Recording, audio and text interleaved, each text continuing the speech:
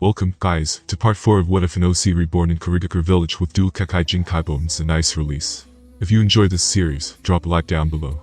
It only takes a second, and it's free, and while you are down there hit that subscribe button. Remember to check out the author of this fantastic fanfic. Link in the description. Having said that, let's get into it. Hey Ross, sauce it up.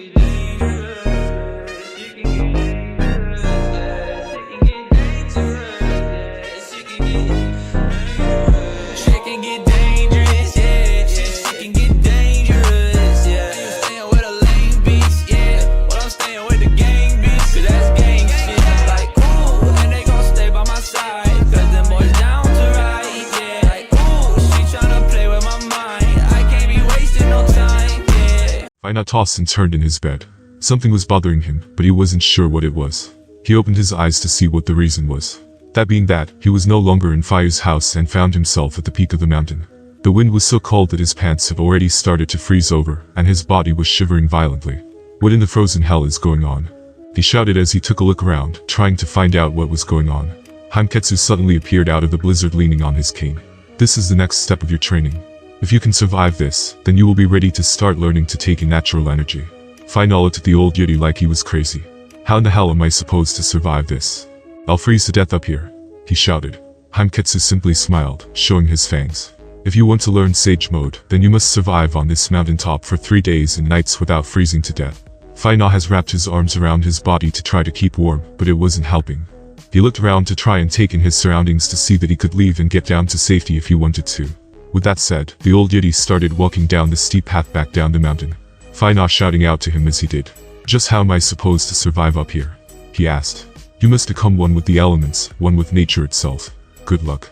Hanketsu shouted as he finally faded into the blizzard, leaving Fina alone with nothing but the howling wind to keep him company. One with nature, Fina said as he sat down on the ground. He was still shivering, and his teeth were even chattering from the intense cold.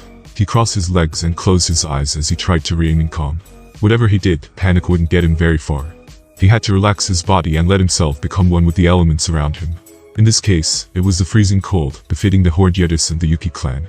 However, that was easier said than done. Fina had been at it for almost 30 minutes now, and all he had achieved was getting colder with small icicles hanging from his face. His teeth were non-stop chattering now as the cold was taking over, his body reaching its limits. I can't do this. I'm going to freeze to death, Fina said through his chattering teeth. Seiken's voice snapped at him suddenly. You have to hold on, Fina, you have already come too far. You can't give up now. The six tails said from inside him. Fina closed his eyes and entered his inner world, so he could see the tailed beast. Seiken was sat in the snow in Fina's inner world, looking quite comfortable. Fina was that cold that he couldn't stop shivering even inside his inner world. What am I supposed to do, Seiken? If I can't learn how to become one with nature, I'm going to freeze to death, he said, pacing around trying to get warm. The six tails looked at him with a worried expression. I don't know what to tell you, Fina. I can't even lend you my chakra to help due to Hanketsu sealing your chakra. It's as if he is trying to get you to swim up a river without being able to swim, Seiken said. Fina was quiet for a moment when suddenly Seiken's words sparked something in his mind. That's it, he shouted suddenly. Turning to look Seiken in the eyes, he almost jumped up at him. Seiken, you're a genius, he shouted. The six tails was confused and asked Fina to explain. It's so simple, Seiken. What do you do when you can't swim against the current? He said, making it around simple. Seiken stayed quiet as he still didn't understand. If you can't fight the current, you go with it instead, Fina said as he turned around. Seiken watched as Fina disappeared from his inner world, and he took a back seat, watching what he had planned. Fina opened his eyes and took a sudden sharp breath, as his body was starting to shut down from the cold. His fingers had even started to go blue, and if his idea didn't work, then he would not have another chance. Here goes nothing, he said as he exhaled and gave in to the cold around him, relaxing his body, letting it succumb to the freezing temperatures. His body suddenly stopped shivering, and his teeth stopped chatting. He was so still that you would walk right past him, not seeing him. The snow started to pile on his lap and shoulders, ice forming around his body, seeming as if he had been frozen on the spot. Yet Seiken could see that his vitals were improving. His body was getting warmer, his pulse slowing down to almost undetectable levels as he became one with his environment. That's when Seiken saw it.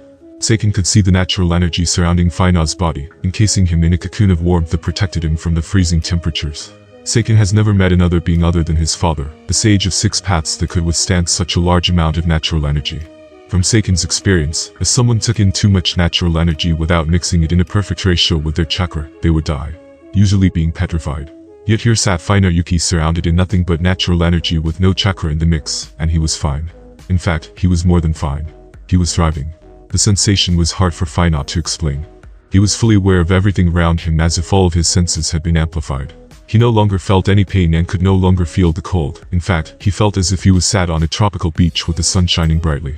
He remained in that same spot for the next 3 days, braving the weather without so much as a shudder. Time passed faster for Fina as if he was in some sort of enlightened trance, and before he knew it, Haimketsu had returned. Fina could sense his presence before he even got anywhere near him. Haimketsu could see that Fina had passed the test, and he was very pleased. He was displeased, however, about his lack of manner in greeting him. "So you survived, little Yuki," he said, trying to get his attention. However, Fina remained in his meditative trance, seeming as if he was ignoring the old Yeti. Haimketsu could see the vast amount of natural energy that was surrounding Fina, and he was shocked. Never before had he seen anything like it, for he knew with that much natural energy he should be dead, yet his body was somehow absorbing it like vitamin D from the sunlight. "Time to wake up, little Yuki," the old Yeti shouted as he went to whack Fina on the head with his cane. Fina could feel his movement so clearly it was as if he was using his eyes to see. His body was in such a relaxed state that it moved on its own, and he caught the cane in his hand before it could strike his head, to Haimketsu's surprise. Fina opened his eyes and smiled at Haimketsu before letting go of his walking stick.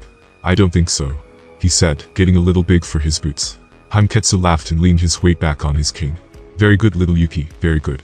You have survived the second test, but now comes your final test," he said, his expression becoming hard. Fina couldn't help feel the atmosphere around the old Yeti change, as he suddenly developed a very intense killing aura. "Your final test is to face me in battle," he said as he dropped his cane to the ground. "Don't worry. You will have full use of all your abilities. You will need them," Haimketsu said as he formed a few hand signs and released the sealing jutsu that was blocked Fina's chakra. Fina could feel the sudden rush of his chakra igniting throughout his entire body, feeling stronger than ever. Fina stood to his feet as his body almost felt weightless. But his focus quickly shifted to Haimketsu as it seemed the old Yeti was powering up. "I wouldn't go easy on you, little Yuki," he said as his eyes suddenly glowed an ice blue, as his small body grew larger and larger in size. All of his muscles had expanded, and the old frail-looking Yeti that had been stood before him was gone, instead replaced by a monstrous-looking demon. Fina took the initiative and allowed bones to form all around his body, encasing himself in a shield of razor-sharp spikes. Haimketsu smiled, showing his large fangs as he finished powering up.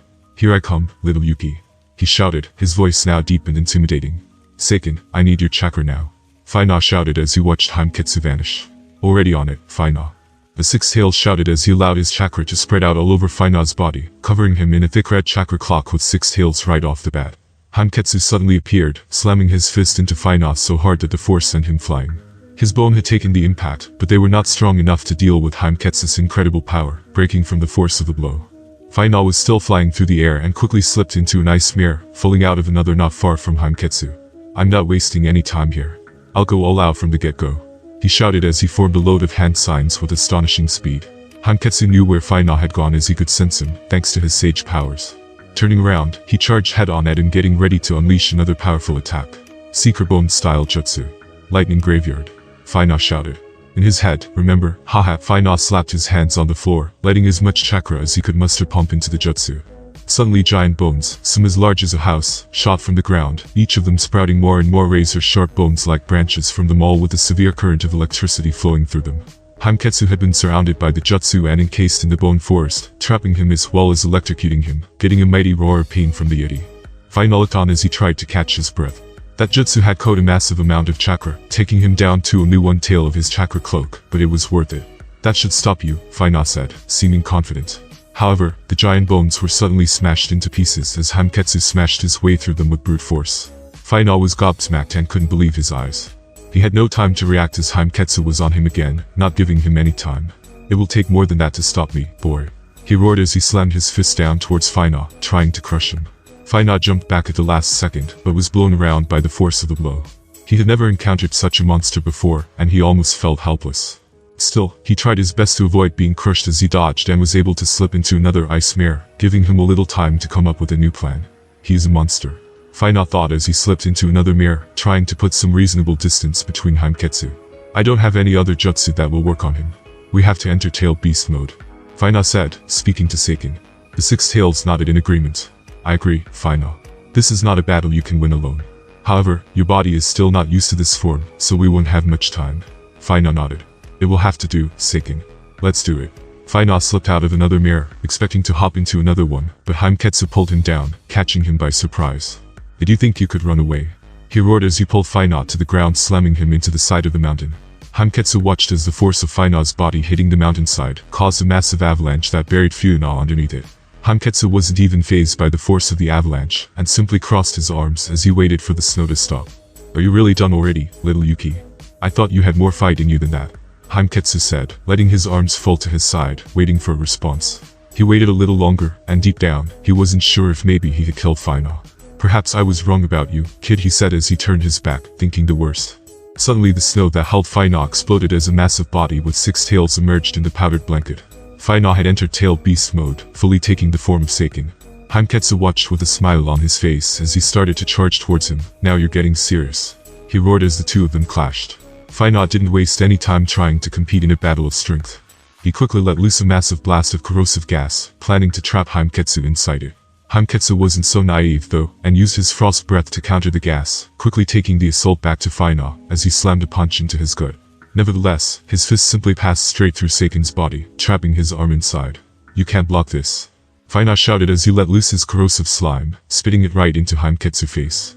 Hanketsu had managed to block the acid with his free hand, it taking the brunt of the attack as the acid started to eat away at the flesh on his arm. The Yeti let out a roar of pain as he quickly used his frost breath to freeze the acid on his arm, managing to neutralize its effect.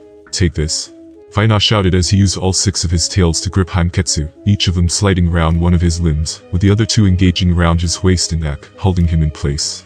Seiken opens its mouth as concentrated chakra started to build and build, until it formed a mighty tailed beast bomb. Hanketsu was now the one on his back foot. He felt surprised that Fina was capable of such extraordinary power even without Sage Mode, and he almost feared what he could become once he mastered it. Hanketsu smiled as he tried to pull Seiken's tail from around his neck so he could speak. Impressive boy, but did you really think it would be that easy? He shouted. Sage Art. Great Hailstone Jutsu. Hanketsu roared as he unleashed a massive jutsu. Massive car-sized hailstones suddenly started to fall from the sky, striking Fina and Seiken. They were that large that they even interrupted his tailed beast bomb, as a massive hailstone struck him in the side of the head, knocking him down. He lost control of the beast bomb, and it suddenly exploded, hitting both him and Hanketsu. The explosion was massive, and it even took out part of the mountaintop, taking a large chunk out of it. The blast could be seen from the Yeti village, and they wondered what the hell was going on. Fire had not seen destruction like it, and decided to rush to the top, so he could assess the damage. Oh, no. Lord Hanketsu must have gone too far, he shouted as he jumped and ran as fast as he could. Fire arrived at the top of the mountain, and it would seem that Kurai and Fubuki had the same thought, and had also rushed to where the battle had been taking place. Blast it, Lord Hanketsu. He always goes overboard, Kuro shouted as he joined the others. How much you wanna bet he killed the kid? Fubuki said, chuckling. Fire didn't seem amused and told them to pack it in. The smoke was still thick in the air when the 3 Yeti arrived, and all they could do was wait to see what the aftermath would bring. As the smoke faded, the small shadow of a hairy Yeti could be seen, and the others realized it was Hanketsu. I knew it. He killed the kid, Fubuki said, slapping Kurai on the shoulder. Fire seemed worried and ran over to the small Yeti. He could tell he was tired and worn out, having used a lot of strength. Lord Hanketsu. What happened? Fire asked as he went to aid him. Calm down, little Fire, Hanketsu said as he slapped the larger Yeti's hand away with ease. Fire looked a little further and could see Fina led unconscious in the snow. Yes, he's alive, Fire, Hanketsu said as he sat down, taking in a breath. Kurai and Fubuki looked on from a little further away. Looks like the kid managed to survive against Lord Hanketsu, Kurai said, astonished at the result. Even Fubuki was impressed as he whistled. Damn, I didn't think he had it in him, he said, surprised. That boy is truly amazing. Even when faced with such overwhelming odds, he could still do so much and at such a young age. He is the first of his clan to pass this test. You should be proud of his Fire, Hanketsu said as he stood back up slowly. Fire sighed relief at the fact Fina was still alive. Now pick him up. It's time for a feast, Hanketsu shouted as he started walking away as if nothing had happened. Fina woke later to the warmth of an open fire and the smell of good food.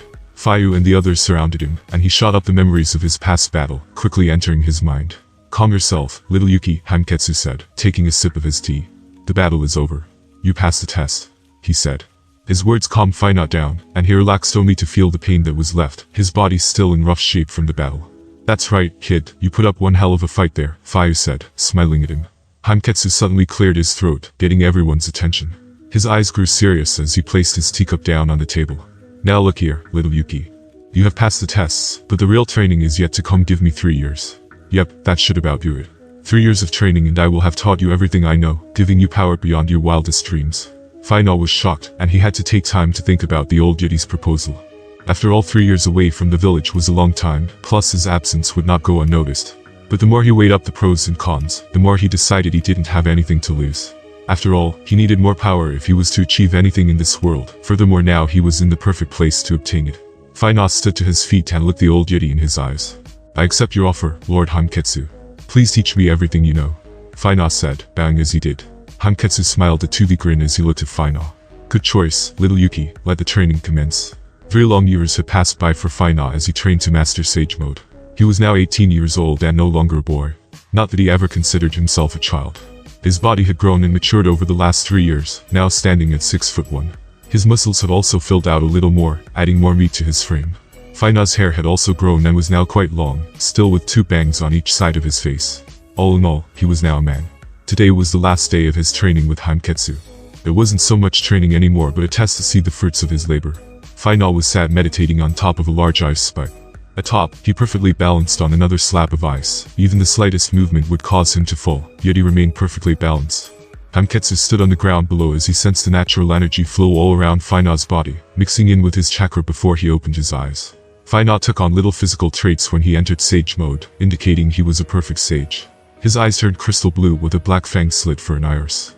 His entering Sage Mode's main trait was that his hair turned white, and 2 large horns grew from his head, the same the horns Yeti possessed.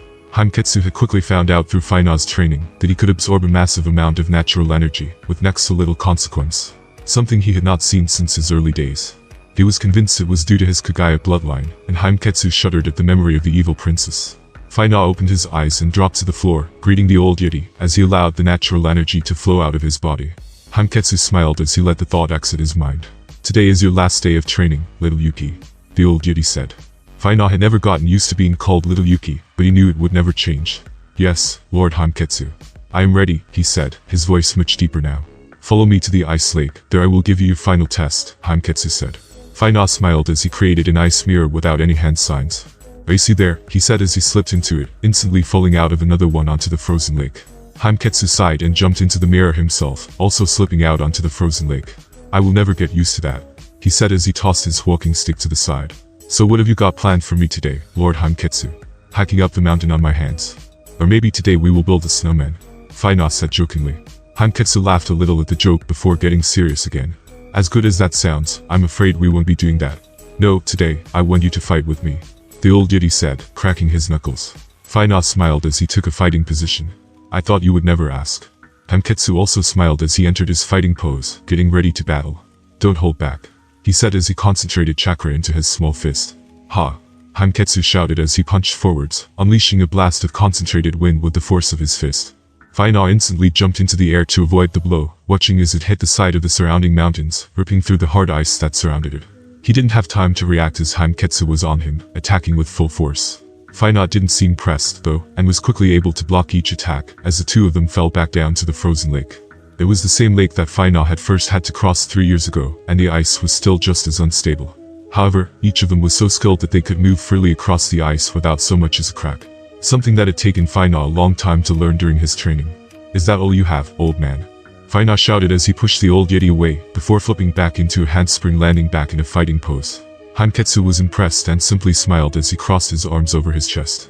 "Did you really think I was out of tricks?" the old Yeti said as he whistled. Fina gave a small smile as he watched Fayu, Kurai, and Fubuki all land on the frozen lake, acting as Hanketsu's reinforcements. Fayu roared, letting his icy breath freeze the entire lake to reinforce the ice, allowing the 3 large Yeti to put all their weight on it. "You're going down this time, Fina," Kurai shouted as he spun his Sasamata around before pointing it at him. Fubuki smashed his canopy into the ground, resting his large hand on it. "You may have bested me last time, but it won't happen again," he said, snarling.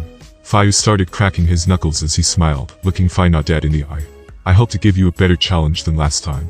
I won't hold back," he said, a large smile coming to his face. Fina had battled each of the large Yeti in one-on-one combat during the past 3 years of his training. Eventually, he had bested each of them, overcoming every challenge they set. "I guess I can't afford to hold back then," Fina said as he lowered his arms, seeming to concentrate for a moment. "Attack!" Fubuki shouted as he moved first. The others quickly joining him, each of them attacking at full force, slamming their attacks and weapons down upon Fina. The attack's force caused the thick layer of ice to crack under the weight and kick up powdered snow, blinding everyone to what had happened. Suddenly Kirai and Fayu were sent flying, slamming into the side of the mountain with tremendous force. Fubuki had been able to block Fina's counter-attack at the last moment with his cannon, though the power of the blow had sent him sliding across the ice. Fubuki looked down, shocked to see that his cannon had cracked from the force of Fina's attack. Blasted. We were too late, he said, watching as the smoke settled. Fina had entered Sage mode, seeming to do it almost instantly. His eyes had turned crystal blue now and his hair white as bone, 2 horns atop his head as his powerful aura radiated around him. What's the matter, Fubuki? Too much for you to handle. Fina said, his very voice emitting power. The large armored Yeti wasn't happy but refused to surrender. Don't get cocky, Fubuki said as he tossed his large cannon to the side. Fina smiled in confidence as he extended his hand, pointing his index finger at the large Yeti like a good. Sorry about this. Fubuki's eyes went white as he quickly crossed his arms across his body, trying to defend against the oncoming attack. Sage Art. Ice Bullet Barrage.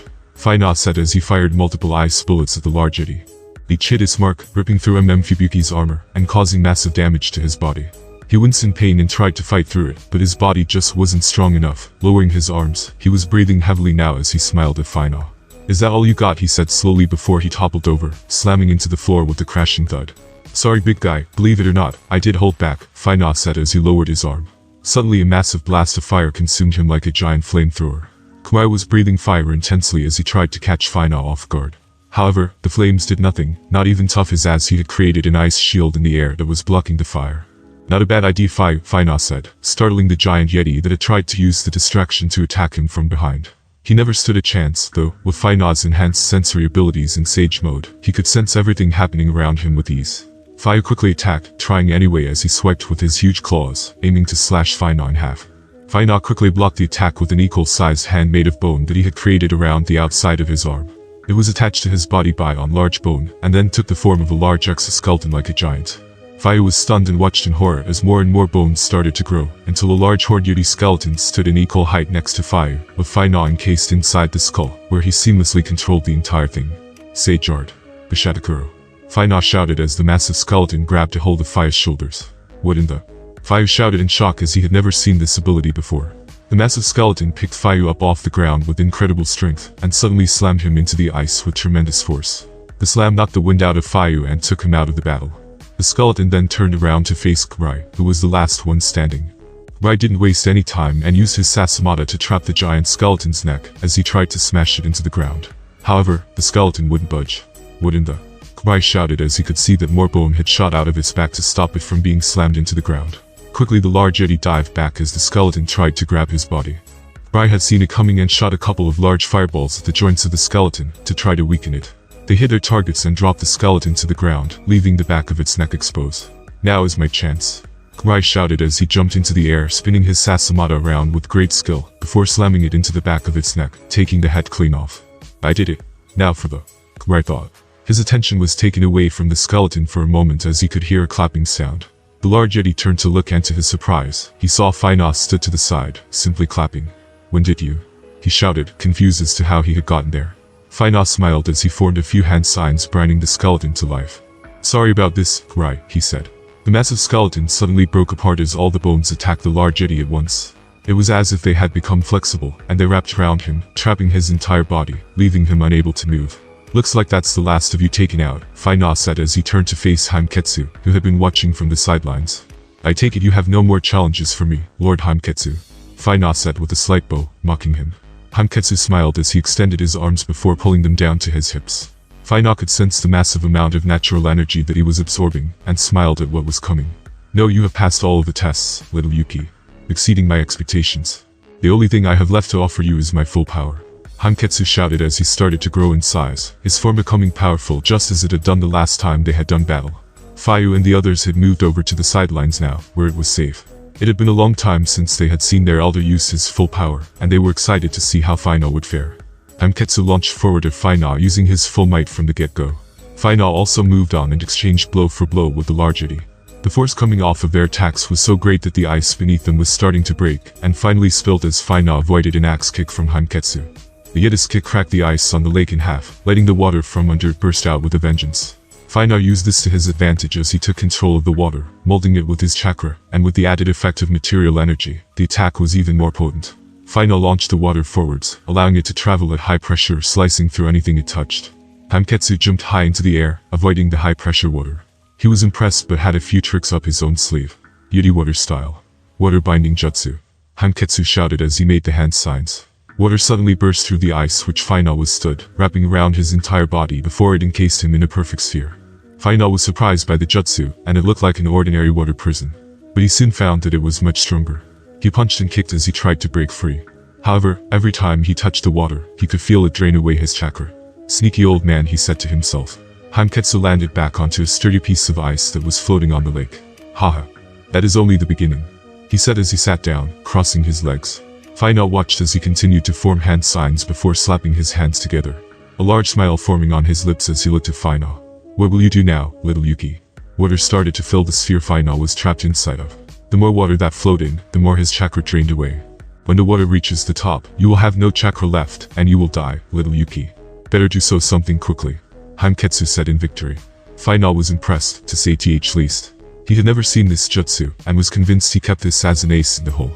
All Final's natural energy had been absorbed by the water first, and now it was starting to drain his chakra. But Final simply smiled. I didn't think I would need to resort to this so soon, he said as he closed his eyes for a moment.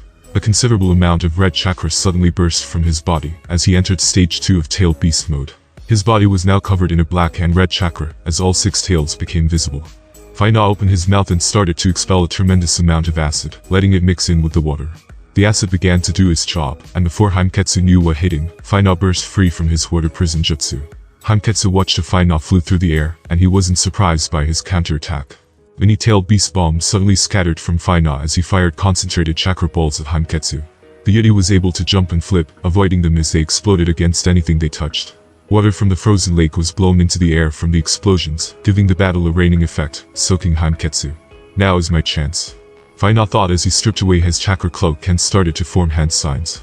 The water had soaked Hanketsu's fur, and he had to wonder if Final had made those shots almost too easy to avoid. You are crafty little Yuki, but not as crafty as this old geezer, Hanketsu said as he made a few hand signs. Lightning style. Sage art, wind style. Each of them shouted at the same time as they unleashed their jutsu. Hanketsu let loose a massive tornado of wind that covered his entire body like a shield. His thinking was if Final was going to try and zap him, then he would counter it with a wind style. Final had already thought this through, and was now a step ahead of the old Yeti. His jutsu was a dud that he used to bait Hanketsu into using a wind style. You have played right into my hands, he shouted as he made a few more hand signs, changing his jutsu completely. Water style water vortex jutsu, Final shouted as he finished the hand signs. A large amount of water shot up from the frozen lake and mixed into Hanketsu's wind vortex, creating a massive water tornado trapping him inside. Hanketsu was very surprised, but then started to bellow in laughter. Not bad little Yuki, not bad. But you must know that this cannot hold me, he shouted as he lowered his stance, getting ready to focus his chakra. Final suddenly appeared from an ice mirror above Hanketsu. The Yeti was surprised and attacked him with a quick swipe of his claws. Final blocked the attack with bones that took the impact. The force of it sent him flying back into the water tornado, where he suddenly started to glide along the water, as if he was surfing it. Don't think I will let you off so easy, Hanketsu shouted as he started forming hand signs again. Final smiled also and dived headfirst straight at him.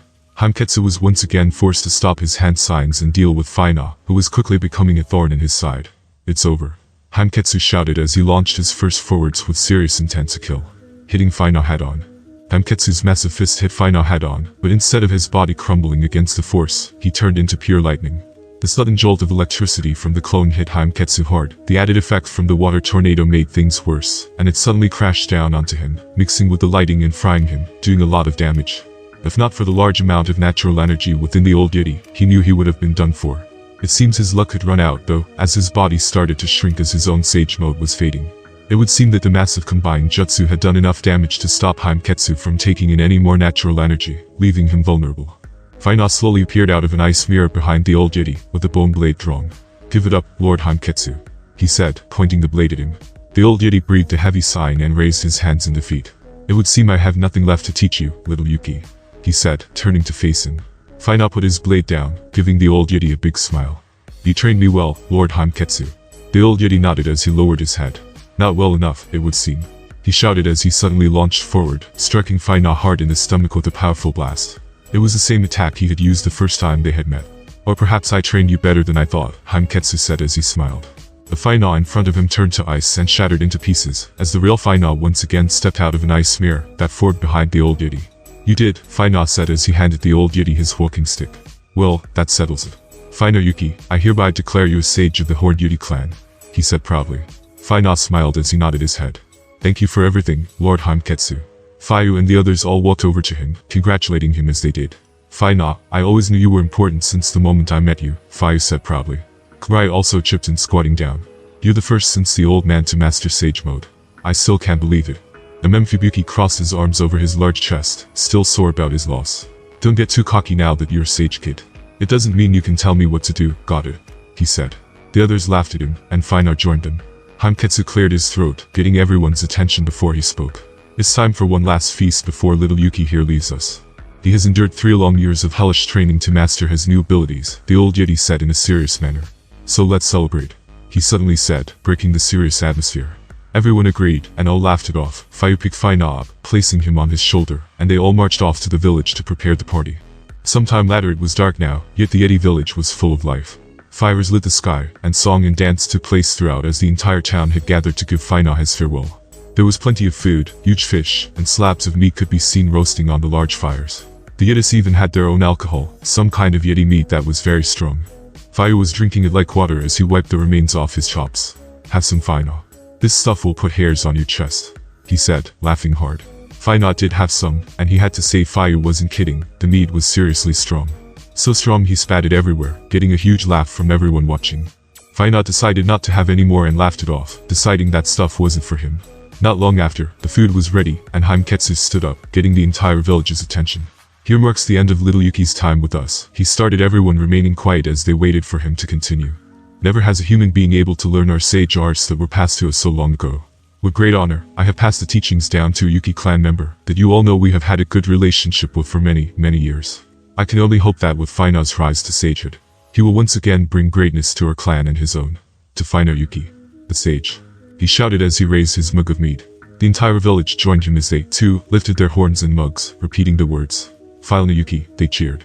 The party quickly continued, and the drinking and eating began, lasting well into the early hours of the morning. Fina couldn't help think about his past 3 years here, and he had to admit he would miss this place. Even though it had been the most challenging thing he had ever done, he really had enjoyed himself. He only hoped that when he returned to the village, he could change things for the better. After 3 long years of training with the Horned Yeti clan, it was finally time for Fina to return to the Hidden Mist village. They had spent most of the night celebrating, and Fina was very tired and a little hungover. It was now morning, and the sun was shining over the top of the mountain. All of the Yetis stood together behind the elder as they bid him farewell. I can't thank you all enough for looking after me, Fina said, bowing to all of them as a sign of respect. Haimketsu nodded back to him and struck his walking stick into the snow. Good luck, little Yuki. And farewell, the old Yeti said, smiling at him. Fayu and the others also nodded to him. We will get stronger, Fina, Fayu said, grabbing his massive bicep. Kurai also nodded. Don't hesitate to summon me if you ever need help. Me too, Fubuki said as he crossed his arms over his chest. Fina nodded and made a few quick hand signs, summoning an ice mirror behind him. Well, see ya, he said once more as he slipped inside the ice mirror. It was undoubtedly an emotional time, but he knew he had to remain strong, as now was the time for him to return home and make a difference. The Yetis watched as he disappeared, and the ice mirror turned to water, falling to the floor. They too were sad, but they knew that Fina would go on to achieve great things. Fina stepped out of his ice mirror, facing a somewhat surprised-looking elder woman. She stood frozen for a moment before grabbing a frying pan, waving it around in panic. Just what the hell are you doing in my house? Get out before I knock you silly, she screamed. Fina dodged the swipes at his head, then quickly disappeared out of the window and onto the building's roof in an instant. He was slightly taken back by the event, and had to wonder if he was in the right place. I should have known better, it has been 3 years after all. Of course, they gave my apartment to someone else, he said as he took a look at the village from the rooftop. Not much had changed building-wise, and Fina couldn't see any massive changes to the village overall. Well, I better have a peek about, he said as he vanished and slipped down into an alley unnoticed. Fina walked into the main road of the village, and he was shocked to see how much of a mess it looked. No one was out and about, other than shady-looking individuals. Rubbish littered the streets, and most of the market stalls were closed or boarded up. What happened? Fina said, not believing his eyes. Before he had left the train, the village was much more lively than this. People walked the streets feeling safe, market stalls were open, and trade was shipped in from all over. It was as if the village had reverted back to what it had been like when the third mizukage held the reins during the war. Fina suddenly felt a sense of danger as he could feel a cold gaze fall upon him. 3 Anbus suddenly appeared out of the shadows, 2 of them using a water-style whip to restrain each of his arms. I thought I recognized you. Ice Devil of the Mist. The leader said from behind his mask. Final wasn't too surprised and decided it would be best to try and talk this over before resorting to violence. Come on now, fellas, I'm sure we can talk about this misunderstanding, he said, trying to ease the tension. You're a rogue ninja that disappeared 3 years ago. Listed an S-rank criminal in the bingo book. Wanted alive. Or dead. The Anbu shouted as he launched forwards with his blade drawn. Final didn't even move as he let out a sigh. Willing a few bones to shoot from his forehead, he stopped the blade with ease. It's true he's a monster, one of the other Anbu said, trying to pull tighter on his water whip. Sorry, but I don't have time for this, Final said as he froze the water around his arms, shattering them in an instant and breaking free. Get him, the leader shouted in shock. However, both of his men fell to the floor unconscious as Final suddenly disappeared. The Anbu stumbled backward, frantically looking all over for where he might appear. Show yourself, you monster, he shouted in fear. He took another step back, placing his feet into small puddles of water, and suddenly they were frozen to the ground. What in the? He shouted as Final appeared in front of him, emerging out of the mist as if he were part of it. Time to sleep for a little while, he said as he struck a couple of pressure points in rapid succession, knocking the Anbu unconscious. Final breathed a sigh of relief and took another quick look around. It was quiet, but he guessed that even with the noise, most people would be too scared to look out of the window. He turned his head, looking towards the mizukage's large building that was in the center of the village. Hopefully, you will understand, he said as he once again vanished into the mist. Yagura was currently sitting in his office, attending to some paperwork. A list of the current rogue ninja was spread across his desk as he tried to sort them in order. The list was quite big. Among them was also 2 of the 7 swordsmen of the mist. Juzo and Draika had left the village and gone rogue, refusing to serve him any longer. Yagura bit his lip in anger as he moved their pictures into a large file. However, the next image was Final's, and Yagura grew even angrier. Final had vanished from the village without a trace, and he had heard nothing of his name in the last 3 years. It was extraordinary, to say the least, but the mizukage put his picture into the file nevertheless. Suddenly his office doors were slammed open as 2 of his personal Anbu guard came flying through, crashing onto the ground. He didn't move from his seat as he waited to see what was going on. Final had come across more resistance and was forced to deal with them before he could finally come face to face with Yagura. Though he was a little worried about the last 2 as he might have overdone it with them. Yagura could not believe his eyes and rose from his chair, knocking it over as he did. You dare show your face to me, he shouted, letting his chakra flare to life, making the room heavy. Final was unaffected by the heavy chakra and simply bowed toward him, taking Yagura off guard. Please forgive my rude intrusion, Lord Mizukage. Final Yuki reporting for duty. I believe you will have questions for me, he said, not taking his eyes off the Mizukage, unsure how he would react. Yagura could tell that Final was unaffected by his powerful chakra and instead sat back down, wanting to see how this would play out. You have grown, Yagura said as he took in Final's full appearance. You are listed as an S-rank Rouge ninja in the bingo book. I should kill you now for deserting the village. Yagura spat. Final raised his head and looked the Mizukage in the eye. You must believe me, Lord Mizukage. I never abandoned the village. I was simply away training to hone my abilities. Now I have returned ready to serve once again, he said, adding the little twist onto the end. Final knew this was his only hope of not being branded a rogue ninja. Although he was now more powerful than any other ninja in the village, his life could still be made worse by leaving. Final had also taken a liking to his village and classed it as his home, with plans to make it a great village. Maybe even his own. Yagura crossed his arms over his chest. He could clearly see that this was a Final who was on another level than the boy he had seen 3 years ago. Now he was a grown man, and Yagura could only guess how strong he had become. You expect me to believe that, he said, not looking impressed. Why else would I return? Final said. The room fell silent as the 2 of them entered a standoff, neither of them speaking anymore. Finally, Yagura gave a heavy sigh as he scratched his head. As your luck would have it, your return is somewhat good timing. We need powerful shinobi in this uncertain time, Yagura said, letting his killing intent fade away. Final also let his guard drop a little as he listened to what the Mizukage said. I will drop the charges of you being a Rouge ninja, Final. However, the deal will only stand if you do something for me first. Final could smell some sort of trap, but he had no choice. I will summon you tomorrow for a top-secret mission. If you fail to show, then I will kill you myself, Yagura said without hesitation. Final nodded and gave a bow. I will let you down, Lord Mizukage, Final said. We will see, Yagura said as he dismissed him. Final left the Mizukage's officer, leaving him alone to his thoughts. As he walked outside of the Mizukage's office, he was met with a large amount of ninja that had come as reinforcements. All of them froze as they looked Final up and down, a few of them, realizing who he was.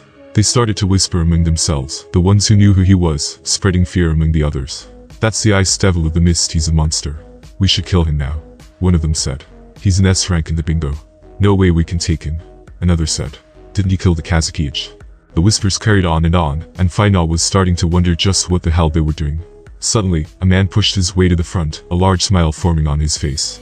Well, if it isn't Captain Yuki, he said, placing his hands on his hips. Faina recognized him instantly and also smiled. Long time no see, Hatsu, he said as he lowered his arms, getting a reaction from the rest of the shinobi. Hatsu laughed and raised his fist, signaling for the small battalion to halt. Alright, you lot, bugger off, Hatsu shouted. All of the shinobi looked confused, and some even spoke up, causing Hatsu to turn around. That's an order, you sorry shits. If you think you stand a chance here, then you're living in a fantasy world. Piss off before Captain Yuki here kills you all. Hatsu wasn't just saying this because he was Faina's friend. It was the truth. Also, he has seen the message come from another Anbu who has hidden above on the Mizukage's building, giving clear instructions to stand down. The force of shinobi did as Hatsu commanded and slowly disappeared. Leaving only Hatsu and Faina stood in the street. It's been a long time, Hatsu, Faina said, smiling at him. Hatsu nodded. Come with me, Captain, let's talk away from prying eyes, he said, leading the way. Faina nodded, and the two of them disappeared, leaving no trace they were ever there. Faina had followed Hatsu back to what he guessed was his house. It was the right size and in one of the nicer areas of the village. Come in, Cap. Hatsu started but was cut off. Please, Hatsu, call me Faina. I no longer hold the rank of captain. Hatsu nodded as he opened the door. Come in, Faina. The two of them stepped in and were suddenly greeted by a beautiful lady with long black hair. Ah dear, you're home, she shouted as she ran over and hugged Hatsu. I'm home dear, safe and sound, Hatsu said as he hugged her back. Faina was surprised that Hatsu had a wife, but he was happy for him. Hatsu had been his closest subordinate and closest friend during his time here so far. Hatsu released his wife and turned to Faina, making the introductions. Cap, he started before quickly changing his words. Faina, this is my wife, he said. She was a pretty woman with long black hair like silk, her eyes were dark brown, and her skin white as snow. She stepped forward and bowed her head as she greeted him. It is a pleasure to meet you, Faina, she said with a soft voice. Faina returned the greeting and bowed back. Please, the pleasure is all mine, he said as he raised his head. Hatsu smiled and placed his hand on her shoulder. Dear, make us some tea. Faina and I have a lot to talk about. Hatsu took Faina into a private room and sat him down, as he filled him in on everything that had happened over the last 3 years. The Mizukage is out of control, even members of the Seven have left the village. The villagers are unhappy and scared, trade has stopped, and he has even started up the old ways of the academy. Faina could tell that Hatsu was angry. After all, who could blame him? It sounded like the Mizukage had changed for the worse, going back on his word and everything he had promised to do for the village. Yu had brought the two plenty of tea, and they continued to talk, catching up on everything. Hatsu also had to break the bad news about more of his old teammates being killed in action, and that only himself and Kaga remained. Faina was sorry to hear it and felt responsible for their deaths. I should have been there, he said, angry at himself. Hatsu sighed. There was nothing you could do. Not with the way the Mizukage has been. The conflict with the Sand seems to have pushed him to the edge. Yet again, something Faina felt terrible about. He had been the one to kill the 4th Kazukiage, and almost started another war. The Sand has sworn revenge against our village, cutting off our trade routes and terrorizing our lands. Yet Lord 4th does nothing. Hatsu spat in disgust. Faina never imagined things would get so bad, and he could only think of one reason why. Abido, he said to himself. He knew that if the future played out as it was meant to, that Abido would eventually take control of Yugura with an almost perfect Jinjutsu. However, Faina hadn't realized it would be so soon. Anyway, with you back, I'm sure the village will bounce back. After all, we need all the help we can get. Faina nodded as he sipped his tea. I promise, Hatsu. I will do everything within my power to help our nation. Suddenly the sound of loud bells could be heard ringing all over the village, signaling that it was under attack. Both Hatsu and Faina jumped up to their feet as they rushed out of the room to see what was going on. Yu ran to Hatsu's side. Are we under attack? She shouted as she pointed out the window to a large plume of smoke. Hatsu grabbed his weapons pouch from the side and strapped it onto his leg, looking at Faina. Let's go, Faina said, giving the nod to move out. The two of them rushed to the village center, where the primary battle was still ongoing. Both were shocked to see that it was, in fact, the Kekkai clan which were attacking. All of them were large and wore the white robes of their clan. The trademark red dots and zigzag line through the hair, giving them away. Why are the Kekkai attacking us? Hatsu shouted, confused. Faina was also confused as he didn't think they would attack the village for a few more years. His thoughts were suddenly interrupted as 3 large men charged at him and Hatsu with their kunai raised. Kill them, the one in the middle shouted. Hatsu didn't waste any time and dashed in head-on, taking the one on the left out with a quick strike to the back of his neck. The other 2 charged at Faina, each striking with all of their might. Faina grabbed each of their arms, stopping their attacks with ease. To each of their surprise, Faina's body turned into ice, trapping each of them in an icy grip. What in the hell is this? One of them shouted. Faina appeared behind the leader, asking him why they were attacking the village. Why are you attacking us? You are supposed to be allied with the mist. Final said, trying to reason with him. The Kagaya laughed hard as his eyes gave a crazy look. You think we are allies? He said, laughing hard. We will kill all of you and show you the true might of the Kagaya. He said as he broke free from the ice, swinging his weapon at Final's head. Final allowed bones to grow from his body, stopping the man's attack and pushing him back with ease. The Kagaya looked at him in shock and then anger as he realized who he was. You are an abomination and a disgrace to your clan. He shouted as he charged back in for the attack. Final realized there would be no more talking as he decided to end it here simply. With one quick swipe of his arm, the man dropped dead, riddled with holes. Final turned to look at the other, but quickly realized he felt the same way. You mongrel, I will rip your throat out with my own.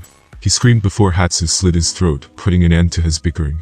Final had only ever come into contact with the Kagaya once before, and he knew how much they were feared and hated by the others in the village. It seems that the Kagaya felt the same way and had finally had enough. The sounds of battle could be heard coming from the distance, and Hatsu grabbed Final's attention, snapping him out of his thoughts. Let's go, Hatsu. He said as they both dashed off to the front line. The center of the village was a battlefield as Kagaya, and the Mist Shinobi battled all over the place. The Kagaya was indeed a mighty clan, but with the Mist Village's combined organization, they stood no chance. It was quickly becoming apparent that the Kagaya was losing, and soon, only a small handful remained.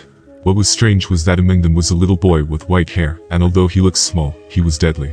Final clocked him from a distance almost instantly, and watched as he danced around, killing anyone who attacked him as his bones sprouted from his body and changed to his command. Kamimuro Final sat in surprise as he watched the child kill with expert skill. Hatsu looked at the child with surprise as he noticed his abilities. That kid, he's the same as you. We have to stop him before he kills more of our men. Hatsu said, drawing his kunai. No, Hatsu. I have a plan. Final said, raising his hand. Hatsu trusted Final with his life and did as he asked. Not long passed, and the last Kagaya had finally been killed, leaving none of them alive. All except for Kamimuro, who had managed to escape unseen. Are you going to let him escape? Hatsu asked, not sure what Final had planned. No. He said as he stood to his feet. Both of them had taken a position high on a roof, so they could watch the battle unfold and keep a close eye on the kid. Don't follow me, Hatsu. I'll handle this. Final said as he disappeared, leaving Hatsu alone. Hatsu just gave a small chuckle and decided to go down to help with the cleanup. Always doing what you want. Some things never change. Final followed Kamimuro out of the village and towards the outskirts atop a cliff. The smoke from the village could still be seen, and Kamimuro placed his back against a tree as he tried to catch his breath. Final decided not to waste any more time and appeared in front of him, causing him to jump in for the attack. Final was impressed with his reflexes and quickly grabbed his arm, tossing him against the tree stump hard. Kamimuro didn't even have time to react and was so shaken back by the sudden stranger that he allowed bones to grow all around his body as a reflex. Final smiled and raised his hands in an unthreatening manner. Wow there, kid, settle down. I'm not here to fight you, Final said. Kamimuro looked at him cautiously, still not letting his defenses drop. Final knew it would take more than that, and gave him a small smile. Final allowed his bones to also grow out of his body, just as Kamimuro's had with the two horns on his head as he always did. Kamimuro was speechless and just stared at Final with wide eyes. See, kid. We are the same, you and I. Final said, letting his bones return inside his body. Kamimuro did the same and let his defense drop, looking Final in the eyes. You are the same as me, mister. Final nodded and walked over to the child, placing his hand on his shoulder. I watched what happened in the village. I know you were forced to do what you did, and that you only fought for your survival. Final said as he knelt down so he could look Kamimuro in the eyes. If you come with me, I will keep you safe and teach you how to control your power. He said, smiling at him. You will be safe, and nobody will hurt you. Kamimuro was no longer scared and instead embraced Final, almost diving into his arms. It was the first time he had met someone that didn't fear or hate him. It was also the first time he had met someone with the same abilities as him, which made him trust Final even more. How touching. A voice said from the shadows. Final turned on his heels as he was surprised he hadn't sensed anyone there. The man stepped out of the shadows, and Final was shocked to see Orochimaru of the Hidden Leaf Village standing before them. I'm afraid you will be handing the boy over to me, he said, almost hissing. Final stood to his full height and placed Kamimuro behind him as he looked the legendary Sannin in the eye. Why do you want the child? Final said, already knowing the answer. He possesses abilities I wish to add to my arsenal. But then again, so do you, he said with a devilish smirk. Final knew this wasn't an opponent he could play around with, and even with his new powers, Orochimaru was not someone to take lightly. I am afraid that won't be happening. I suggest you look elsewhere, Orochimaru. Final said, letting his chakra flare a little. Orochimaru could feel that Final was not an opponent he could best easily. Then it clicked, and the Snake Master recognized who Final was. Ah yes, I believe you go by the Ice Devil of the Mist, Cage Killer, he said, hissing. Orochimaru had remembered hearing of the boy who had killed the fourth Kazekage, and taken an interest in his profile in the bingo book. I'm afraid I must insist you leave. or else. Fina said, threatening him. Orochimaru didn't take many threats seriously, but he knew this one was one to watch out for. Perhaps you can back up those words. Perhaps you can't. There is only one way to find out. Fina stood face to face in a standoff with Orochimaru of the Hidden Leaf Village. Kamimura looked worried as he could feel the intense pressure coming from both of them. Fina noticed his worries and placed a hand on his small shoulder, smiling at him. Don't worry. I won't let anything happen to you. Suddenly Orochimaru attacked as he appeared in front of Fina, unleashing a snake thrust attack from his hand. 10 snakeheads jumped forwards, trying to bite Fina and poison him, but Fina didn't even turn to face them, as he had already predicted he would do something like this. Fina allowed razor-sharp bones to grow from his body, each slicing through the snakes, rendering Orochimaru's attack useless. Fina counter-attacked with a barrage of bone bullets that seamlessly shredded through his body with ease. Orochimaru's mouth opened, and out slivered another Orochimaru in perfect health. It would seem your abilities can do more than meet the eye. How interesting, he said, showing great interest in Fina's abilities. You have no idea, Fina said with a smile as he raised his fingers. Suddenly a large burst of ice shot from the ground and encased itself around Orochimaru, trapping him inside. But of course, Fina knew it wouldn't be that easy. Suddenly a burst of high-pressure wind cut through the ice dome, freeing the snake inside. Orochimaru stepped out of the ice and crossed his arms over his chest. How remarkable, not one, but 2 KekkaiGenkai. Fina allowed bones to grow out from all over his body, with 2 horns on his head as he was about to get serious. I suggest you leave now. I'm done playing around here. Fina said, letting his massive chakra flare up. Orochimaru could see and feel the cold coming from the pressure of Fina's chakra. It was massive, and he was starting to realize this wasn't a battle he could win. To think someone like this would exist, Orochimaru said as he slowly backed off. This is not the end, boy. We will meet again. The snake said as he disappeared into the mist, his presence disappearing altogether. Fina allowed the bones to return into his body, and turned to face Kamimura. He was glad his show of force had forced Orochimaru to back off. It wasn't that he couldn't defeat him, it was more the fact he didn't need the attention. It's alright now. He's gone, he said, kneeling down to look the boy in the eye. Kamimura was surprisingly calm after witnessing 2 monsters facing off against each other. But Fina remembered the kind of character he was. And now, he had an opportunity to forge him into an even greater monster. Follow me, kid, Fina said as he turned around, leading the way back to the village. He wasn't on the best of terms with the mizukage at the moment, but he was sure he could smooth this over. After all, his abilities were a dying bloodline, and Fina was sure he would have need of his skills in the future. Fina leads Kamimura back to the Hidden Mist village, sneaking him through every guard post as the village was still in a state of emergency after the Kagai attack. Having nowhere else to go, Fina decided to take the boy back to Hatsu's house, believing that would be the safest place for the time being. Once there, Fina knocked softly on the door and waited for someone to answer. Hatsu opened the door, already knowing who it was, but was shocked to see who was with him. Cap Fina, what is that child doing with you? Hatsu asked, quite surprised. Never mind that for now. I need a favor, Fina said. Hatsu sighed and opened the door fully, inviting them in. Fina walked inside, telling Kamimura to follow him. Once inside, they sat down, and Hatsu asked what Fina was planning. He knew it was crazy after the attack, and that no one in the village would take kindly to him being alive. Tensions were already high enough as it was. Relax, Hatsu. I intend to take Yin Kamamura here as my student. He will report to me directly, and I will oversee all of his training. Hatsu was confused, but he knew it must have something to do with sharing the same KekkaiGenkai. What about when Lord Four finds out? Hatsu asked. Leave that to me, Fina said. Hatsu picked up more than Fina had meant to give away there, but he decided to remain silent. After all, he owed him his life and would follow him until the end. I need you to keep an eye on the boy for me. Keep him safe and out of sight for a little while, just until I manage to settle things in the village. Fina said as he stood up. Hatsu nodded and stayed seated. As you wish. Fina smiled at Hatsu as he nodded to him. Thank you, Hatsu. You are a true friend. With that, Fina went to talk to Kamimura, who was sat with some food that Hatsus's wife had given to him. Kamimura, listen to me closely. I need to leave for a little while. Hatsu will look after you until I get back. Do as he asks for me and wait until I return. Kamimura nodded, understanding. Fina placed his hand on his shoulder and smiled. When I get back, I will teach you how to use your powers best I can, he said, bringing a smile to Kamimura's face. Hatsu crossed his arms over his chest. Don't worry, kid, you're safe here, he said, reassuring the boy. Fina smiled and nodded over to Hatsu. I'll take my leave then, he said.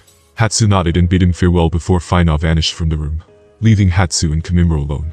Fina was headed right for the Mizukage's office to find out what had happened for the Kaguya to attack and what he would do about it. He was starting to get sick of the poor leadership that the Mizukage was displaying, knowing that something had to be done about it. The only problem was nothing could be done without staging a coup d'etat, which would end badly for the village and the Land of Water. Fina arrived at the Mizukage's office and could instantly see that there were no guards around. He found it strange but didn't think much of it. He knocked on the door to his office and waited for permission to enter. "Come in," a voice said. Faina did as he was told and opened the door. The room was full of all of the most powerful shinobi in the village. Yugure, the fourth mizukage, sat in his large chair. Zabuza was present and didn't look impressed as always. Mei stood with her hands crossed behind her back. Her hair had gotten longer, and she looked even prettier than last time Faina had seen her. Fuguki, who was the only original member of the 7 swordsmen left in the village, was stood next to the mizukage, his sword Samihata strapped to his back. Fuguki was accompanied by 2 others who Faina had never met but recognized. One was Mangetsu Mizuki. He was only young, but his reputation spoke for itself. The other was a woman whose name Faina didn't know. Ao was also present, as well as Kisum, who had a standard sword strapped to his back, meaning he had yet to kill Fuguki and take Samihata for himself. Faina was greeted by surprise and silence, as all of the strongest shinobi in the hidden mist weighed him up head to toe.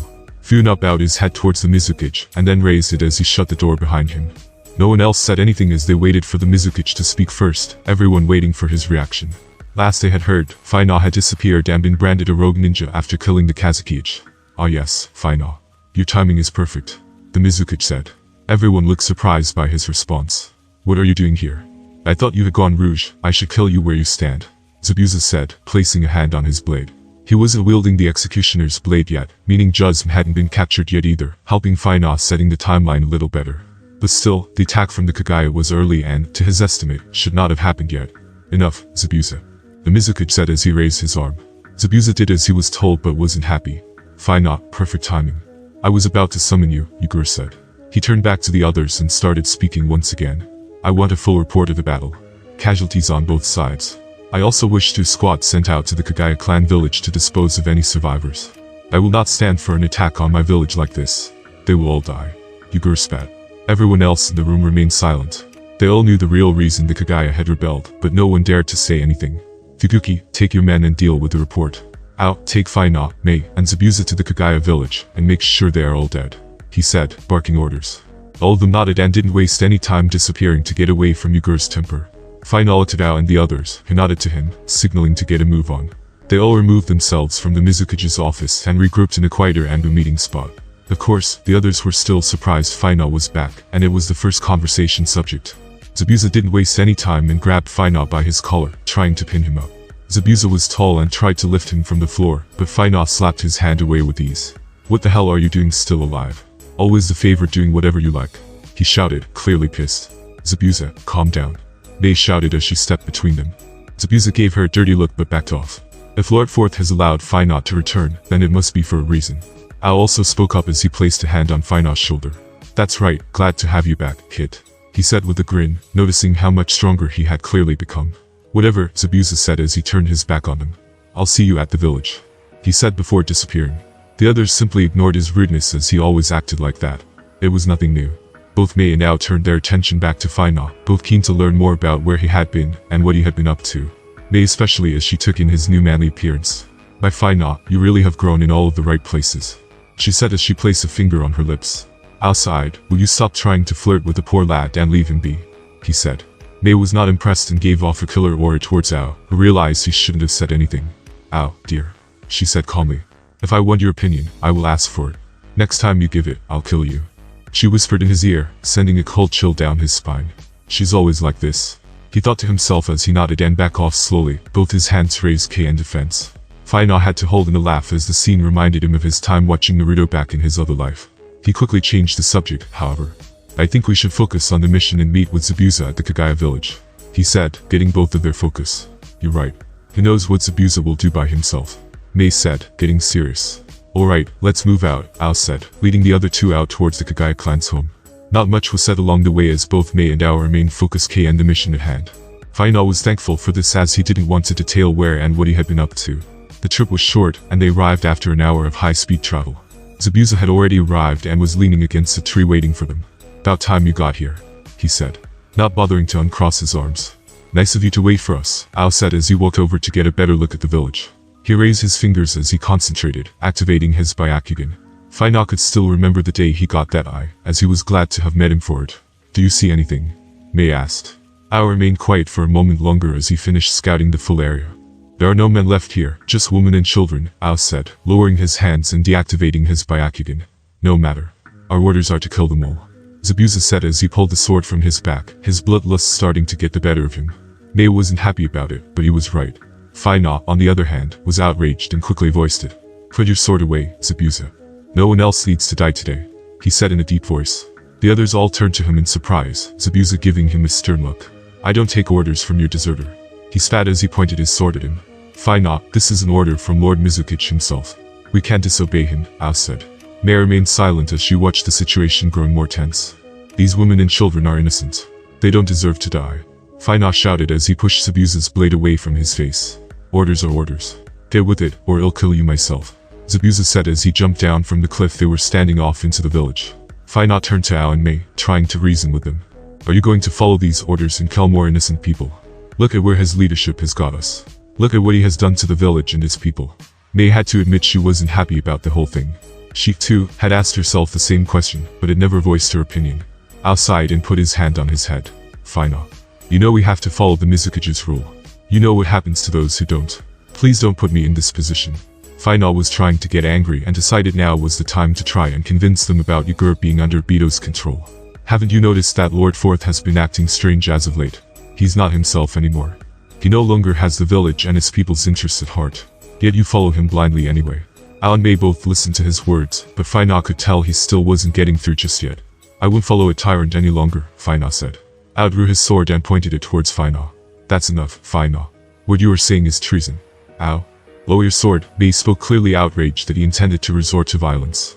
You can try to stop me if you wish, Ao, but I am not the enemy here. I have reason to believe that Lord Fourth is under the control of someone else, he said, getting a shocked expression from the other two. What do you mean by that, Faina? Mei asked.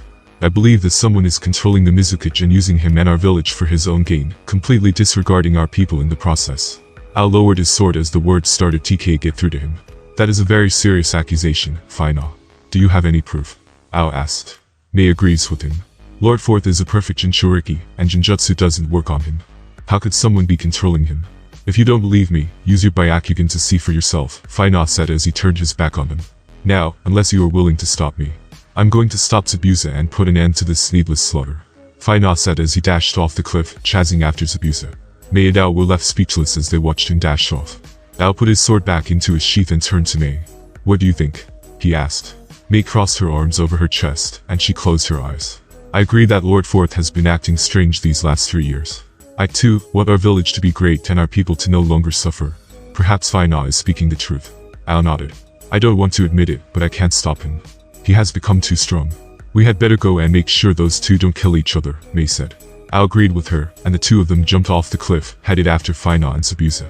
Zabuza had already headed into the village. It was only small, located at the base of a large cliff with some houses built up the cliffside. Zabuza was strolling through the center of the town, dragging the tip of his blade through the ground as he did for effect. He could already smell the fear as a few of the women had already seen him and started to run away. Where do you think you're going? Zabuza shouted as he lunged in, ready to slice one of the women in half. The woman turned around in horror as she watched the monster charging towards her, his killing aura thick in the air. No, please, she screamed as she fell over, clutching her baby in her arms. I subtly sprung out of the ground and stopped Zabuza's sword in his stride. Zabuza growled heavily as he slowly stood to his full height, turning to face Faina.